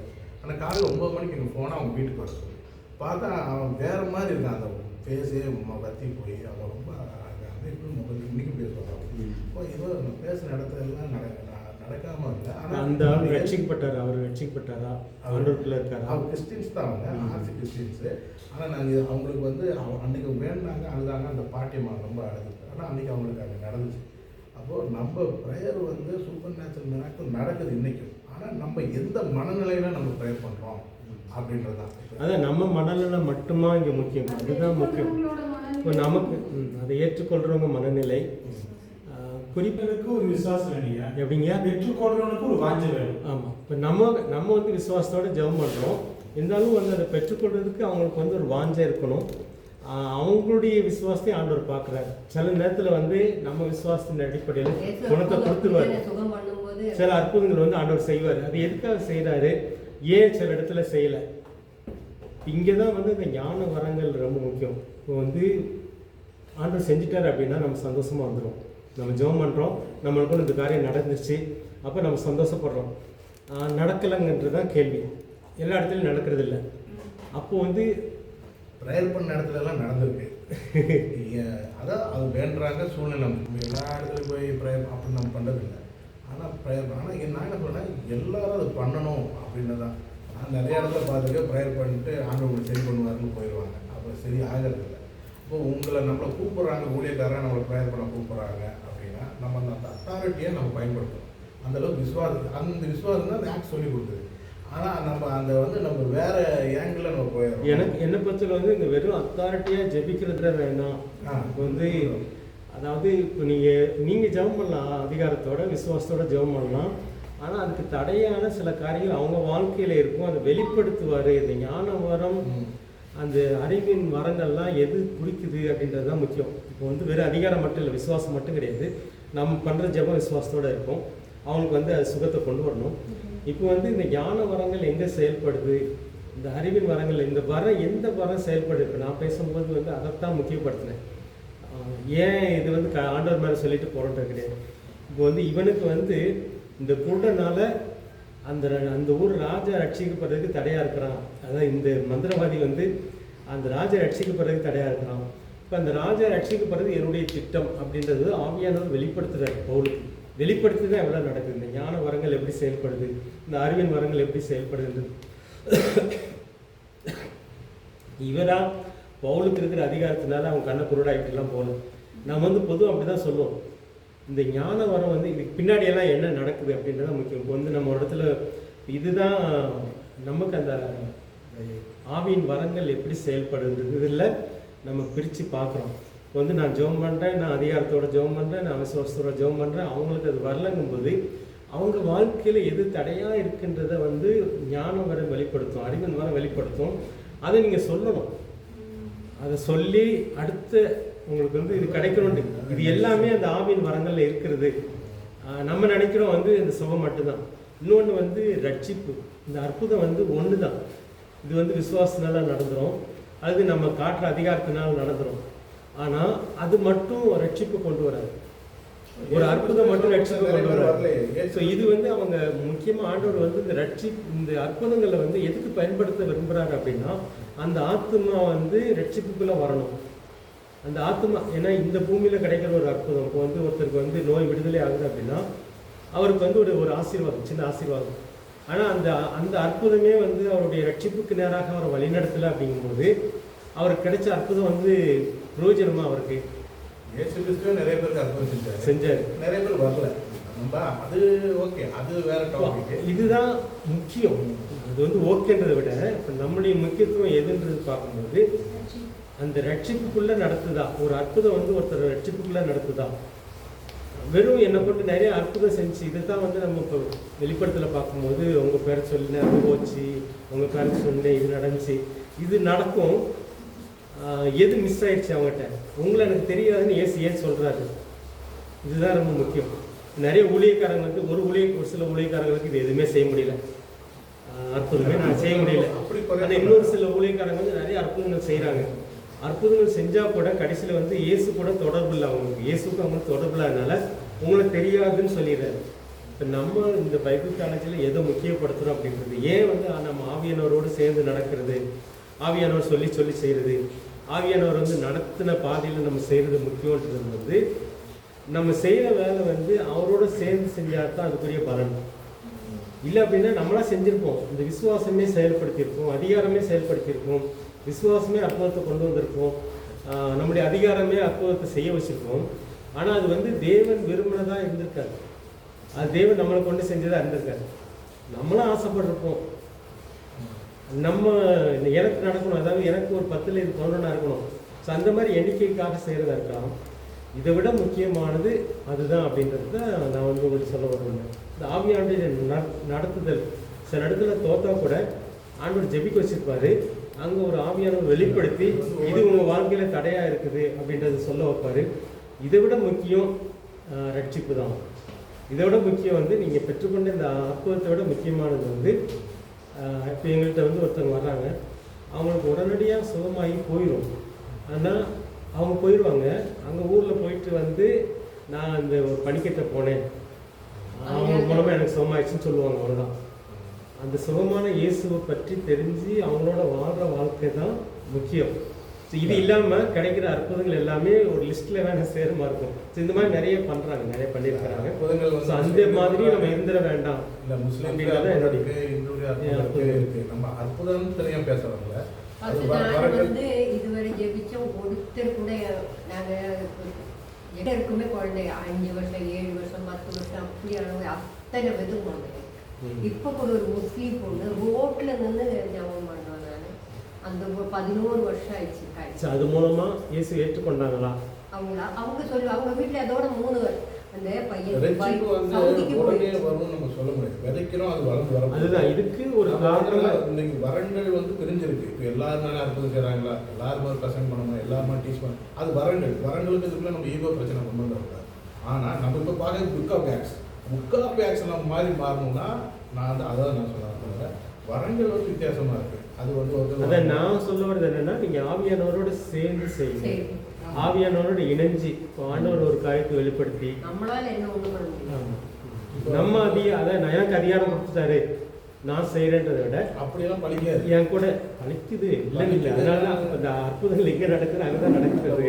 வந்துடுறாங்க, விசுவாசம் வராங்க. இப்போ சொல்லிடுச்சு பிள்ளைக்கு அவங்க பிள்ளை பேரு திவ்யா, என் பிள்ளை பேரு திவ்யா, அவங்க பையன் பேரு நவீன், என் பையன் பேரு. அவங்க என்கிட்ட சொன்னாங்க இந்த திவ்யாவுக்கு குழந்தை இல்லை. அப்போ நான் இந்த போன வாரம் தான் இந்த 2 வருஷமா அவங்களுக்காக ஜெபி சொல்லி ஆண்டவர்கிட்ட சொல்லிட்டு, ஆனால் அவங்களாம் வந்து ஒரு வாரம் முன்னாடி வந்து எங்கள் வீட்டை வந்து அப்போ நான் நேற்று ஜெபிக்கும் போது ஒரு குழந்தை அப்படியே துணியில் கட்டி சுற்றி பிறந்த குழந்தை டாக்டர் கொடுப்பாங்க, அப்படியே வந்து அப்படியே முன்னாடி கொண்டு வைக்கிற மாதிரி. அப்போ நான் நேற்று நைட்டு ப்ரேயர் இருந்தேன். அப்போ அவங்ககிட்ட சொன்ன அம்மா இப்படி ஒரு தரிசனத்தை நான் பார்த்தேன், நான் வந்து திங்கக்கிழமை ஜபம் பண்ணுறோமா அப்படின்னு சொல்லி. நிறைய அற்புதத்தினால நீங்க அது செஞ்சீங்க உங்களை நான் அறியன்றாரு. அது சொல்றது ஃபுல்லா நல்ல மைனூட்டா வசந்தபடி அத்தனை பேர் பந்தோபஸ்காரங்களா தான் இருக்காங்க. சொல்ல வேண்டாம். அதாவது முக்கியமா அவங்க வந்து தேவனோட தொடர்புல இல்லாதவங்க, அதுதான் அதாவது அவர் சொல்லி செய்யாதவங்க இருக்கலாம், ஆசையா இருக்கலாம், நம்ம அதை பேச வேண்டாம். அப்படி என்னன்னா அந்த உடன்படிக்கை கரெக்டா பிடிக்காதவங்க, நான் உபவாசம் இருந்தேன், நான் 5 மணி நேரம் ப்ரேயர் பண்ணேன், நாங்கள் அதெல்லாம் பண்ணோம், காணிக்கை கொடுத்தோம், ஒரு லிஸ்ட் ஆஃப் கொடுக்குறாங்க, ஒரு சடங்குகளை சொல்றாங்க, உங்களை நான் நிறையன்றாங்க. நம்ம அப்படிதான் அந்த இடத்துல பார்க்க வேண்டியதா இருக்கு. ஏன்னா எல்லாருக்கும் அது சேர்ந்து காணிக்கை கொடுக்குறாங்க, ட்ரெஸ்ஸை மாத்துறாங்க, உபவாசம் இருக்கிறாங்க, ப்ரேயர் பண்ணுறாங்க. முக்கியமானது அங்கே என்னன்னா தேவனோடு இப்போ வந்து நீங்கள் அனுதினமோடு தேவ சத்தம் கேட்குற பழக்கத்துக்குள்ளே ஐயா சொல்கிற மாதிரி கர்த்தரோடு சேர்ந்து ஜெபிக்கிறாங்க. ஊழியத்தில் அநேகர் ஆண்டவர் பயன்படுத்துகிறாரு. இவங்க போய் மேடை நினைக்கிறாங்க, அற்புதம் நடைபெறுகிறது. 100 பேர் சுகத்தை பெற்றாங்கன்னா அதில் அவர் 5 பேர் ஆண்டவரை ஏற்றுக்கொள்கிறாங்க. ஏற்றுக்கொள்ளணும்னு சொல்ல முடியாது, கொஞ்சம் பேர் ஏற்றுக்கொள்றது இல்லை. அதுக்காக ஆண்டோடு இல்லைன்னு சொல்லிட முடியாதுங்க. ஆண்டவரோட இருக்கிறதுனால தான் இவங்க ஆண்டவர் பயன்படுத்துறாரு. எப்படி இல்லை? இப்போ நான் என்ன சொல்ல வரேன்னா, இந்த அற்புதத்தை பற்றி பார்க்குறோம், இந்த குருடனான ஒரு அற்புதத்தை பற்றி பார்க்குறோம். இதை நம்ம ஏன் ஸ்டடி பண்ணுறோம் போது இங்கே வந்து இந்த அற்புதத்தை செய்கிறதுக்கு ஆவியானுடைய ஒரு வரம், இந்த பவுலுக்கு வந்து அந்த ஞான வரம், அந்த அறிவின் வரம் செயல்படுது. இந்த இதில் வந்து இவன் ரட்சிக்கப்படல, இந்த குருடன் வந்து ரட்சிக்கப்படுறானா இல்லையோ, இவன் வந்து அந்த ஊருக்கு ராஜாவுக்கு கிடையா இருக்கிறான். இந்த கூட்டுத்தன்மையின் மூலமாக ஆண்டவர் அவனுக்கு ஒரு ரட்சிப்பை கொடுக்குறார். ஸோ இந்த வெளிச்சம் வந்து பவுலுக்கு கிடைச்சிது. நமக்கு வந்து இதுதான் முக்கியம். இந்த இவன் குருடனாக்குன்னா ஒரு அற்புதம் முக்கியம் கிடையாது, பவுல் மூலமாக தான் அவன் குருடன் ஆனான். இந்த அற்புதம் முக்கியம் கிடையாது. இங்கே வந்து எது முக்கியம் போது அந்த அந்த வெளிச்சம் கிடைக்கிறது பாருங்க. இவனுக்கு இதை செஞ்சால் இந்த ஊர் ராஜா ரட்சிக்கப்படுறாரு, அதுதான் முக்கியம். இப்போ நான் வந்து இந்த அப்போஸ்தலர் நடவடிக்கையில் வந்து இந்த வரங்கள் எப்படி செயல்படுது, நம்ம அதை முக்கியப்படுத்தணும்ன்றதான் முக்கியம். அற்புதத்தை பார்த்து ரட்சிக்கப்படுறவன விடையா வசனத்தை ஏற்றுக்கொண்டு ரட்சிக்கப்படுறவனே இப்போ நம்மளை பொறுத்தவரை வந்து இப்போ ஆவியானவர் செயல்படுறாரு, அதோடைய பின்புடிக்கிறது நல்லது. ஒருவேளை வந்து அற்புதம் வந்து ரட்சிப்பை கொடுக்காம இருக்கலாம், அல்லது அற்புதம் வந்து இன்னொருத்தருடைய ரட்சிப்புக்கு காரணமாக இருக்கலாம். ஆனால் ஆவியானவர் என்னதான் செய்கிறார், என்னை கொண்டு என்னதான் செய்கிறார், அவருடைய செயல்பாடுகள் என்ன அப்படின்ற ஒரு புரிதல் இருக்கணுன்றதான். வந்து புரிதல் இல்லாமல் சொன்ன மாதிரியா அவங்க வார்த்தையில ஒரு விசுவாசம் இருந்துச்சு, ஒரு நம்பிக்கை இருந்துச்சு. சர்ப்பத்தை பார்த்து போன்ற உடனே அவனுடைய பிள்ளை வாயிலிருந்து அவனுடைய வார்த்தை வருது, சர்ப்பம் பிசாசு போயிடுச்சு. அதே சமயத்திலையா இப்ப அநேகர் வாயிலிருந்து புறப்பட்டு வருகிறது, விசுவாசத்தோடு வர்றாங்க. இந்த அற்புதத்தை அவங்களால கண்ணார பார்க்க முடியறது, செயல்படுத்த முடியறது. ஒவ்வொருத்தரும் ஒவ்வொரு விதமா ஆண்டு நடத்துறாங்க. ரெண்டாவது ஐயா சொன்ன மாதிரி ஒரு ஜெபிக்கிறான், ஊழியம் செய்யறான், அவன் விசேஷத்தவனா காணப்படணும், வசனத்துல தெளிவுள்ளவனா இருக்க முடியும். வசனத்துல தெளிவுள்ள இல்லைன்னா போச்சு, மைண்ட்ல ஃபிக்ஸ் ஆகிட்டோம்னா நம்ம யார் அப்படின்றத தெரிஞ்சுக்கணும். சொன்ன மாதிரி அதாவது அந்த ஆவியானவர் செய்கிறது வந்து என்னன்ற ஒரு புரிதல் இருக்கும்போது ஒவ்வொரு இடத்துலையும் ஆவியானவர் இவங்களுக்கு வந்து அந்த அதிகாரத்தின் மூலமாக பாம்பை விரட்டுறதுக்கு ஆவியானவர் அந்த இதை கொடுத்தாரு. அந்த வந்து எனக்குள்ள அவர் என்பதை விடையா அந்த நேரத்துல அந்த விசுவாசத்தோட நம்பிக்கை இல்லை, விசுவாசை போ அப்படின்னு அந்த அந்த தருணத்தை நான் நினைச்சு சந்தோஷப்படுறேன். இல்ல அது பர்சனலாவே ஒவ்வொருத்தருக்கும் இந்த உலகத்துல எத்தனை ஆண்டவரை ஏத்துக்கிட்டாங்க ஏத்துக்காதவங்க எத்தனை பேர் இருக்காங்க, அவங்க பர்சனலாவே ஏத்துக்கிட்டு அற்புதத்தை பார்த்து ஏத்துக்கிட்டு வந்திருப்பாங்க. ஏசுன்னு ஒருத்தர் இருக்காரு, நம்ம அப்படி நம்பினா நல்லதுன்னு சொல்லி வந்திருப்பாங்க. அது அதுக்கப்புறம் அவங்க நம்பிக்கையை பொறுத்து தான் அவங்களோட லைஃப் போகும். அப்போ அந்த நம்பிட்டாங்கனாலே ஹோலி ஸ்பிரிட் உள்ள ஆக்டிவ் ஆயிடுவார். அதுக்கப்புறம் அவங்க ஹோலி ஸ்பிரிட்டோட என்ன இது ரிலேஷன்ஷிப்ல இருக்காங்களோ அதுக்கேற்ற தான் அவங்க வாழ்க்கை போகும். ஐயா சொன்னதுலேயே ஒரு கரெக்டான ஒரு இதாங்க டிஜிஎஸ் தினகரன் ஐயா வராங்க, ஆல்விட் பிரேக் கேம்புக்கு வராரு. செக்ரட்டரிஸ் மீட்டிங்கு நாங்கள் ஒரு 800 பேர் கூடியிருக்கோம். அவர் ரெஸ்ட்டுக்காக கொடைக்கானலுக்கு வந்தார். ஒரு 15 நிமிஷம் பேசுங்க அப்படின்னு ராஜபாண்டியன் ஐயா சொல்கிறாரு. எங்களுக்கு வராரு. அவர் சொன்னது, நீங்கள் முகாம் நடத்துறீங்களா, எத்தனை பேர் வராங்க அப்படின்னா, தமிழ்நாட்டில் நடத்தினா 2000 பேர் வருவாங்க, வெளி மாநிலத்தில் நடத்தினா 1000 பேருக்கு வருவாங்க. அப்போ அவர் சொன்னார், அவர் கூட்டத்துக்கு வராத ஜனங்கள் 2 லட்சம் 3 லட்சம், எத்தனை பேர் சுகத்தை பெற்றுக்கொள்றாங்க. அப்போ அவர் சொன்னது, நீங்கள் ஜெபிக்கிற ஜெபத்தின் மூலம் ரசிக்கப்படுறாங்க, அவங்க எல்லாம் கோதுமை மணிகள் என்னுடைய கூட்டத்தில் கலந்து கொள்வதற்கு அத்தனை பேரும் பதறுகிறாங்க. சுகத்தை பெற்று அப்படியே போயிடுறாங்க. சுகத்தை பெற்றாங்க, அவங்களை ஆண்டவர்களுக்கு நடத்தி கொண்டு போய் சபையில் கொண்டு போய் சேர்க்கணும், அந்த இதே கிடையாது. அவங்க சொல்லிட்டு அவர் பாட்டு போயிட்டே இருக்கிறாரு.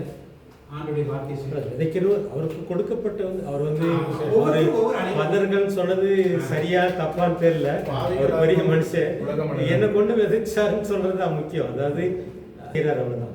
அவரை கொண்டு விதைச்சாரு, இன்னொருத்தவங்களை கொண்டு தண்ணி ஊற்றுவாரு, இன்னொருத்தருக்கு வந்து அந்த இடத்துல அவர் பதர்ன்னு சொன்னது வந்து சரி கிடையாது. என்ன பொறுத்தவரை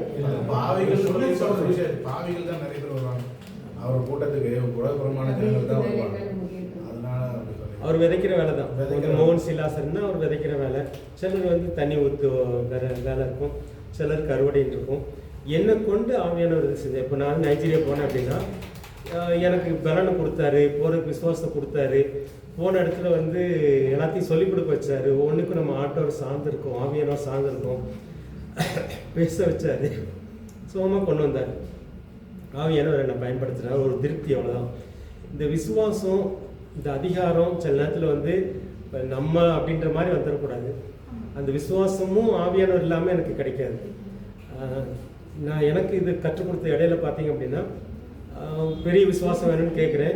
ஆண்டவர் சொல்கிறார் வந்து கடுகளவு விசுவாசம் இருந்தால் போதும், இந்த மரத்தை பார்த்து போகணுன்னா போகும், கடுகு அளவு விசுவாசம். அப்போ எனக்கு அந்த விசுவாசத்தை கொடுங்க அப்படின்னு கேட்கும்போது, உன்னுடைய விசுவாசம் ஒழிந்து போகாதபடி நான் வேண்டிக் கொண்டேன். அடுத்தது பார்த்தீங்க அப்படின்னா இது எல்லாமே வந்து ஆண்டவரோட இது வந்து பேசிகிட்டே இருக்கிறோம். இப்போ வந்து விசுவாசம் வேணும்னு கேட்குறோம், உனக்கு கடுகு விசுவாசம் இருந்தால் போதுன்றாரு.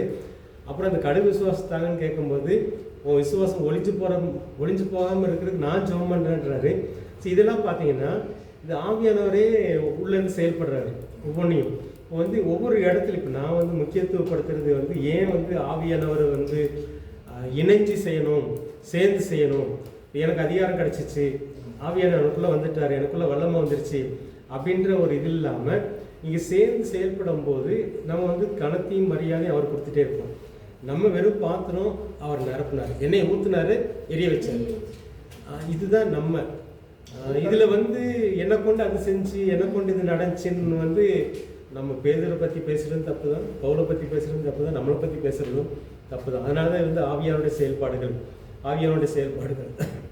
அவருடைய செயல்கள் அப்படின்றது முக்கியத்துவம். இப்போ நம்ம வந்து என்னைக்குள்ளே ஊற்றினாரு, எரிய வச்சார், அவ்வளோதான். நான் வந்து ஒரு விளக்காக செயல்பட்டேன். நான் வந்து அங்கே ஒன்றும் கிடையாது. இப்போ வந்து என்ன இல்லைன்னா ஒன்றும் நடக்காது. நான்ற ஒரு தாட் வந்துடும்னு சொல்லி பயப்படணும் தெரியுமா? அந்த நான்ற வந்துடும், எனக்குள்ள சுயம் வந்துடும். இந்த இடம் அந்த சுயம் ஒழியணும்னா இன்னொரு நம்ம விஷயம் நமக்கு தெரியணும். இந்த நான் இந்த பெருமை வராமல் இருக்கிறது. ஏன்னா எனக்கு இது வர காரணமே அந்த இறைவன் இந்த பூமிக்கு வந்தனால தான், அந்த கிருபை தான். இதுக்கு முன்னாடி இருந்தவங்களுக்கு அது கிடைக்கல அப்படின்றது வந்து மனசில் பதிஞ்சிடும். அது பதிஞ்சால் மட்டும்தான் அடுத்த ஆக்டிவிட்டே ஆகுது. இல்லைன்னா அவரே நம்மளை பாவியாக்கி விட்டுருவார். இப்போ திடீர்னு எனக்கு ஒரு கிருபா வரம் கொடுத்துட்டு எனக்கு ஒரு மெச்சூரிட்டி இல்லைன்னா நானே போய் எனக்கே சுயத்தில் வந்து அதான். அப்போ முதல்ல நமக்கு தெரிய வேண்டியது சத்தியத்தை அறிவு. சத்தியம் உங்களுக்கு விடுதலையா என்ன சத்தியம் அப்படின்றது தான் மெயின். நான் இந்த பூமிக்கு வந்தனால தான் உனக்கு இந்த கிருபே அப்படின்றது மனசில் பதிஞ்சிச்சுன்னா என்னதான் வந்தாலும் பெருமை வராது, பாவம் வராது. அதுக்கு முன்னாடி பாவம் பெருகுனுச்சு. இந்த சத்தியம் தெரியுமா? பாவக்காய் கொடி மாதிரி தான். பாவக்கான்றது பாவம் வரும், அது பிடிங்கி போட்டு நான் திராட்சை கொடின்னு சொல்லிக்கிட்டு இருந்தோம். ஆனால் புதிய உடன்படிக்கை என்னன்னு தெரிஞ்சுக்கிட்டா அந்த மெய்யான செடியோட போய் இந்த கொடி ஒட்டின மாதிரி தான். நம்ம ஃபுல்லாக ஒட்டிட்டோம்னா அப்புறம் வந்து முந்திரி தான் காய்க்குமா தவிர பாவக்காய் காய்க்காது. அதுக்கு முன்னாடி நம்ம சுத்திகரிப்பு நம்மளே பண்ணிக்கிட்டு ஒரு இது இருந்துக்கிட்டு நம்மளை அடக்கிக்கிட்டு அப்படி ஒரு செயல்பாடு இருந்துச்சு. அதில் நான் வந்துச்சு. பாவக்காய் பொறிச்சு வச்சுட்டு நம்ம என்ன பண்ணிக்கலாம், நான் முந்திரி செடி தான் சொல்லிக்கிட்டோம். ஆனால் இந்த புதிய உடன்படிக்கை சத்தியம் நல்லா மனசில் பதிஞ்சிச்சுன்னா அவன்கிட்ட நான் வரவே வராது. அவனுக்கு தெரியும் அவரால் தான் இது, அவங்ககிட்ட மட்டும்தான் ஆக்டிவேட் ஆகும். அதனால் நம்ம நிறைய இடத்துல நான் சொல்லியிருந்தோம், என் கட்டளை எழுதுறேன்போ எனக்கு ஃபஸ்ட்டு அப்படி பயம் இருந்துச்சு. ஃபஸ்ட்டு நான் சொல்கிறேன் நீ போ விசாரிப்பா வரக்கூடாதுப்போ நான் சொல்லிட்டேன். அப்போ உடனே இப்போ பழைய உபதேசங்கள் அப்படியே மனசில் வருது. ஆனால் இது அது கிடையாது. அந்த நான் சொல்கிறதுக்கு காரணமே அவர் கொடுத்த அத்தாரிட்டி தான் அப்படின்னா அடுத்த மனசில் ஃபீடாது. இது வந்து ஒரு நாள் ப்ராசஸ் கிடையாது. ஆனால் புதிய உடன்படிக்கையில் தரித்திருந்த வசனங்கள்லாம் உள்ள ஏறிச்சுன்னா அங்கே பாவமும் வராது. ரெண்டாவது நான் அது மென்டாலிட்டியோட சம்மந்தப்பட்ட பழைய ஏற்பாடு பொறுத்த வரைக்கும் நான் அப்படி சுயநீதி அப்படிங்கிறது வந்து பெரிய விஷயம். ஆனால் இந்த ஆண்டவர் கொடுத்த அதிகாரம் அவர் தான். அப்போ நம்ம பேசும்போதே அவர் அதிகாரத்தை தான் பிரதிபலிக்கிறோம், அவரை தான் பிரதிபலிப்போம். அப்படி இருக்கும்போது அந்த நான் தப்பாக தெரியாது. ஆனால் பழசில் வந்து நானுங்கிறது தப்பு. அதுக்கு நான் என்ன மேன்மைப்படுத்துறது இல்லை, நான் மூலமா நான் அவரை மேன்மைப்படுத்துறேன். சேர்ந்து செய்யணும். இப்ப நான் அப்படிங்கிறது ஒன்றும் என்னிடத்துல இல்லை, என்னிடத்துல உள்ளதை உனக்கு கொடுக்கிறேன். நசரனாகிய இயேசு கிறிஸ்து நாமத்தினால் எழுதுனேன். என்னோட மனசுல நான் வந்து நானும் ஆவியானவரும். அந்த நான் தான் எனக்கு மனசுல ஆழமா பதிஞ்ச நானும் ஆவியானவரும். அந்த நான் அந்த இயேசு அந்த ஃபர்ஸ்ட் அற்புதமே அதுதான். எந்திரிச்சு நட, நான் எனக்கு கொடுக்குற பொண்ணு தான் நான் உனக்கு கொடுக்குறேன் அவர் சொல்லுவாங்க. அதுதான் அது வந்து ஒரு அத்தாரிட்டியாக சொல்லுது. அது ரொம்ப சந்தோஷப்படுவார் அவர். ஆனால் மற்றவங்களுக்கு பார்க்கும்போது என்ன இவன் சுயமாக சொல்லுவாங்க. ஆனால் அவருக்கு தெரியும் இது தன்னால் வந்தது இல்லை அப்படின்னு. அதுக்கு இந்த புதிய உடன்படிக்கை சத்தியம் நல்லா புரிஞ்சுக்கிட்டு இந்த வசனங்கள் எல்லாம் கொடுக்கப்பட்ட அதிகாரமும் மைண்டில் ஏறிச்சுன்னா இது மைண்ட் ப்ராக்டிஸ் தான். ஆனால் அது கிட்டத்தட்ட ஒரு 7-8 வருஷம். அதனால நம்ம ஒரு சின்ன விஷயம்தான். ஆனால் நமக்கு வந்து அந்த பழைய இது இருக்கவே கூடாது. பழைய துருத்தி பழைய துணி அந்த செயல்பாடு நமக்குள்ள இல்லாமல் இருந்துச்சுன்னா சூப்பராக புக் ஆஃப் ஆக்ஸ் வந்து வெளிப்படும். நான் எதுக்கு திட்டமிட்டு இது சொல்கிறேன்னா இந்த புக் ஆஃப் ஆக்ஸ் வெளிவரப்போ எல்லாரும் மாறிடணும். அதுக்கு தான் வந்து ஆரம்பத்தில் இருந்தப்போ நான் நிறைய அந்த அற்புதம்லாம் பார்த்தப்போ ஆவியானவர் ஜெபிச்சு நிறைய நடந்துச்சு. நீங்கள் சொன்ன பாயிண்ட்லேருந்து இந்த வார்த்தையும் சேர்த்துக்கிட்டேன். நான் இந்த வசனங்கள்லாம் வருது இல்லையா, அதை சொல்லி நடக்கும்போது அடுத்த செகண்ட் நடந்தது. அந்த வார்த்தை நானுங்கிறதுல ஆவியானவர் நான் அவரோட வார்த்தை 3 பேர் ஒன்றா இருக்கிறோம். அது இன்னும் சூப்பராக இருக்கும். ஏன்னா நமக்குள்ள பரிசுத்தாவி வந்துட்டாரு. பரிசுத்தாவியாமல் இயேசுவின் நாமத்தினால வர தான் சொல்லியிருக்கு. அப்போ அது உள்ளே இருந்து சொல்லும்போதே நமக்கு வேற ஒரு பவர் உள்ளே வந்துடும். அந்த அப்போ வந்து நம்ம அந்த அத்தாரிட்டி சூப்பராக வேலை செய்யும். இது மட்டும்தான் நமக்கு வந்து சூப்பர் நேச்சுரல் மிராக்கள் நமக்கு தேவைப்படுற இடத்துல பண்ணணும். அது இப்போ இந்த அதனால் நான் சொல்ல வந்து புக் ஆஃப் ஆக்ஸுக்கு மட்டும் சொல்கிறேன். இது முடிவு போய் எப்படி மாறும் நீங்கள் சொன்னீங்களா ஃபஸ்ட் கிளாஸில், இது அதுக்கு ஒரு ஃபார்முலாவாக இருக்கலாம். ஆனால் சுயம் கண்டிப்பாக வராது. புதிய உடனே சுயம் வராது.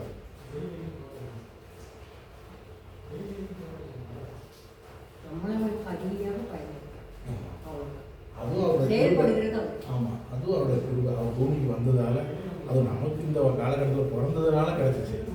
இதே ஒரு 500 வருஷத்துக்கு முன்னாடி பிறந்ததுனால அவங்க கிடச்சிருக்காரு, வாய்ப்பு கிடச்சிருக்காரு. ஓகே, ஜோம் பண்ணி முடிச்சலாமா? வேறு ஏதாவது கேட்க விரும்புகிறீங்களா? ஒரு சின்ன சாட்சி மட்டும் சரி. இப்போ வந்துட்டு அந்த வீட்டில் கொஞ்ச நாள் இருந்தோம். அப்போ எங்கள் பக்கத்து வீட்டுக்காரங்க என்ன சொன்னாங்க, ஒரு சைடு ஃபுல்லாக பாக்கு மரமும் இந்த நீர் மரம் வச்சு அதில் நல்லா பூமரம் வச்சுருந்தோம். அந்த பக்கத்து வீட்டுக்காரங்க என்ன பண்ணுவாங்க, எப்போ பார்த்தாலும் அவங்க இடம் வந்துட்டு இருக்கு வேலிக்கான பக்கம். இவங்க என்ன பண்ணிட்டாங்க, திடீர்னு வந்துட்டு இந்த இடம் வந்துட்டு ஒன்றும் எங்ககிட்ட பேசல, அல்வா மாதிரி வெட்டி எடுத்தாங்க இடத்த. அவங்க கோடு நூலில் பிடிச்ச மாதிரி அல்வா மாதிரி வெட்டி எடுத்துட்டாங்க. அதுக்கு பக்கத்தில் இந்த மரம் இருக்குது. மரம் வந்து ஃபுல்லாக அவங்க வீட்டு முன்னாடி தான் வேணும். ஏன்னா அதுக்கு நாங்கள் வாங்குறதுக்கு முன்னாடி ஃபஸ்ட்டு இருந்த மரம். இவங்க என்ன பண்ணி எங்ககிட்ட சொன்னாங்க, இந்த மரத்தில் கெமிக்கல் ஊற்றிட்டாங்க. நாங்கள் சொன்னோம் சரி இதுக்குள்ள ஆள் வரணும், நமக்கு தெரியாதவங்க பிடிக்கிறது எதுவும் ஆயிடுச்சுன்னா என்ன பண்ணுறதுன்னு யோசிச்சுட்டு இருக்கிற டைம்லையே இந்த 10-15 மரத்துக்கும் கெமிக்கல் ஊற்றிட்டாங்க. எப்படி ஊற்றுனாங்க, எந்த டைமில் ஊற்றுனாங்க எங்களுக்கு தெரியல. பார்த்தா ஒரு மரம் பூரா அப்படி இருக்குதுங்க ஐயா, அப்படி அந்த மரம் பட்டு போச்சு. இது ஏதாவது ஆயிருக்கும் நாங்கள் நினைக்க 2 நாளே அடுத்தடுத்து இந்த அத்தனை மரமும் பட்டு போயிடுச்சு. சரி இது வெட்டணுமே, இப்படியே இருந்து என்ன பண்ணுறதுன்னு நாங்கள் யோசிச்சுட்டு இருக்கிறோம். அவங்க வீட்டில் வெட்டணுக்கு ஆள் வந்துருக்குறாங்க. அப்போ அவங்க வீட்டு சொன்னோம், சரி உங்கள் வீட்டில் ஆள் வந்துருக்குறாங்க, நாங்கள் காசு கொடுக்குறாங்க, இந்த மரத்தெல்லாம் வெட்டி போட்டுருங்க அப்படின்னு. முடியாது அப்படின்றாங்க. என்னெல்லாம் பண்ணுறது, நாங்கள் ஜவுன் பண்ணிகிட்டே இருக்கிறோம். அப்போது ஒரு நாள் எங்கள் வீட்டுக்கு மேலே கொஞ்சம் வேலை நடந்துட்டு இருக்குது. இந்த வீட்டில் இருக்கிற ஓனரும் இந்த அம்மாவும் வெளியே போயிட்டாங்க. எங்கேயோ அந்த பிள்ளைங்க 2 அந்த வீட்டுக்குள்ள இருக்கிறாங்க. வாலிப பிள்ளைங்க 2 பேர் அந்த வீட்டுக்குள்ள இருக்கிறாங்க. ஒரு 12 மணி இருக்கும். திடீர்னு ஒரு சத்தம், என்னன்னே தெரியல. நான் இந்த சிண்டெக்ஸை வச்சிருக்கிறாங்க, அதை கீழே விட்டு கீழே தள்ளி ஏதோ ஒன்று ஆகிடுச்சோ எசப்பா அப்படின்னு சொல்லி நான் எப்பவும் ஆர்டர் குதிச்சுட்டே இருப்பேன்.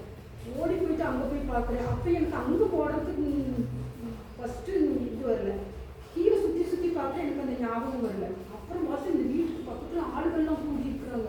என்னன்னு பார்த்தா பாக்குமரம் வந்து அந்த சீட்டு போட்டவங்க அந்த அதில் விழுந்து மேலே ஒரு தகரத்துல இருந்து அந்த சீட்டு மேலே விழுந்துடும். அவ்வளோ பெரிய மரம். ஆனால் ஆண்டவர் அந்த பிள்ளைகளுக்கு ஒரு பாதிப்பு கொடுக்கல. நான் ஓடி வந்துட்டு இவர் கையை பிடிச்சிட்டு வந்துட்டு வாங்கன்னு சொல்லி பிடிக்கணும். 90 சங்கீதம் படித்தேன். பக்கத்தில் 1000 பேரும் வலதுபுறத்தில் 16,000 பேர் இருந்தால் அது உன்னை அணுகாது, கண்களால் மாத்திரம் நீ அதை பார்ப்பாய்.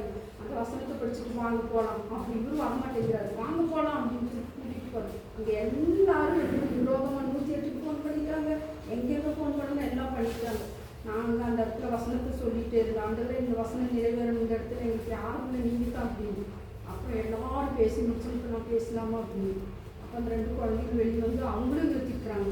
நாங்கள் சொன்னோமா, ஜீவனுக்கு நீங்களும் ஆண்டவர் ஏசப்பா வாங்கிக்கிறீங்க, நாங்களும் ஏசப்பா இருக்கிறோம். ஜீவனை கொடுத்துருக்கிறாரு, எந்த சேதமும் நம்ம வரவிட மாட்டாரு. அதனால அவர் இந்த இவ்வளோ உயிரோட காத்ததுக்காக நான் நன்றி சொல்கிறேன். இதுக்கு மேலே அது என்னென்ன செய்யணும். அப்புறம் அந்த மரத்தை ஐயா அவ்வளோ பெரிய மரத்தை துண்டு பண்ணி தான் எடுக்கணும். அவங்க அப்பா அம்மா வந்து சொல்லிட்டாங்க, இது துண்டு பண்ணாமல் நீங்கள் எடுத்துகிட்டு போகணும், எங்கள் பில்டிங்க்கு எந்த சேதம் வரக்கூடாது. அப்புறம் எங்கள் பில்டிங்கில் வேலை செஞ்சுட்டு இருந்தவங்க சொன்னாங்க, இத்தனைக்கு முஸ்லீம்ஸுங்க அவங்க சொன்னாங்க, அண்ணா நாங்கள் பார்த்துக்குறோம், அவங்க பில்டிங்கில் எந்த சேதமும் இல்லாமல் நாங்கள் பண்ணிக்கிறோம் சொல்லி அவ்வளோ பேர் அந்த மரத்தை எப்படி தூக்கிட்டு வந்து ரோட்டில் போட்டு ரோட்டில் வச்சு தான் கட் பண்ணி எடுத்தாங்க. அப்படி அந்த ஒரு பெரிய அந்த இடத்துல மிராக்கிள் செஞ்சாரு. நிறைய சோதனைகள் எதிர்ப்பு. ஆமாம், சோதனைகள் போராட்டங்கள் இருக்க தான் செய்யும். நம்ம அப்போஸ்தலர் நடவடிக்கைகளை வாசிக்கும் போது அங்கே எப்படி செயல்பட்டாரோ அது போல் நம்மகிட்டையும் செயல்படணும். இந்த வரங்கள் ஒரு பக்கம் நம்ம ஏற்கனவே பார்த்த மாதிரி வரங்கள் ஒரு பக்கம் செயல்படும் போது நம்ம என்ன கொண்டு அது நடக்குது, இதுக்கு நடக்குதுன்ற ஒரு சந்தோஷம் ஒரு பக்கம் ஆண்டவர் கொடுப்பாரு. அது நம்மளை வந்து உற்சாகப்படுத்தும் மேலே போகிறதுக்கு. ஆனால் இன்னொரு பக்கம் வந்து நம்ம ஏற்கனவே பார்த்த மாதிரி இந்த ஆவியின் கனிகள் வந்து ரொம்ப முக்கியம். இப்போ வந்து பெந்தேகோஸ்து சபையில் வந்து வரங்கள் மட்டும் ஒரு ஃபோக்கஸ்குள்ளே வரும்போது கனிகளை வெட்டுறாங்க. சில இடத்துல வந்து கனிகளை மட்டும் பேசிட்டு அற்புதம் நடந்தானே நடக்கலைன்னா அப்படின்ற மாதிரி நமக்கு வந்து 2ம் வேணும். 2 சேர்ந்து போகிறதுல தான் நமக்கு இருக்கிற சேலஞ்சஸ் இருக்குது. ஒரு பக்கம் ஆவியானவர் நம்மளை கொண்டு செயல்படுகிற ஒரு காரியங்கள் நமக்கு வந்து உற்சாகத்தை கொடுக்குது மேலே போகிறதுக்கு, முன்னாடி செல்றதுக்கு. இன்னொரு பக்கம் அந்த திவ்ய சுபாவம், இந்த கிறிஸ்துவை போல செயல்படுகிற பேசுகிற அந்த கனி, அந்த ஆண்டோடைய குணங்கள் நமக்குள்ளே வந்து நிறைய பார்க்கும்போது அது இன்னும் கூட அந்த ரெண்டு சேர்ந்து போகும்போது தான் ரொம்ப நல்லாயிருக்கும். ஆவியானுடைய வரங்கள் ஒரு பக்கம், கனிகள் ஒரு பக்கம், ரெண்டு சேர்ந்து நடக்குதா. அப்படி பார்க்கும்போது பேதுரு கொண்டு ஆண்டவர் நிறைய செஞ்சார்.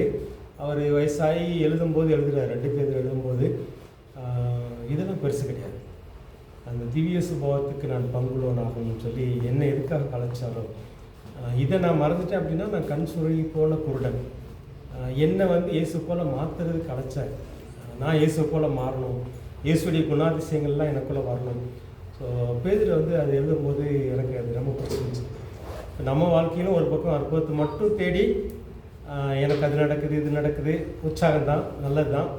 அது மாத்திரம் இல்லை, இன்னொரு பக்கம் அந்த கனி என்னுடைய வாழ்க்கையில் ஆவியின் கனிகள் நான் அந்த அனுபவிக்கிறேன். அந்த சந்தோஷம், அந்த சமாதானம், இந்த ஆவியானவர் கொடுக்குற அன்பு, சமாதானம், சந்தோஷம், இச்சை அடக்கம், நீடிய பொறுமை, தயவு, சாந்தம், இதில் எல்லாத்துலேயுமே நான் பெறுகிறேன்னா பார்க்கும்போது அதையும் நம்மளை சந்தோஷப்படுத்தும், நிறைவுக்குள்ளே கொண்டு வரும். அதுக்கு நேரம் ஆண்டவர் நடத்துவராக. ஐயா ஒரு ஜெபம் பண்ணுறீங்களா? ஜெபம் பண்ணி முடிச்சுக்கலாம்.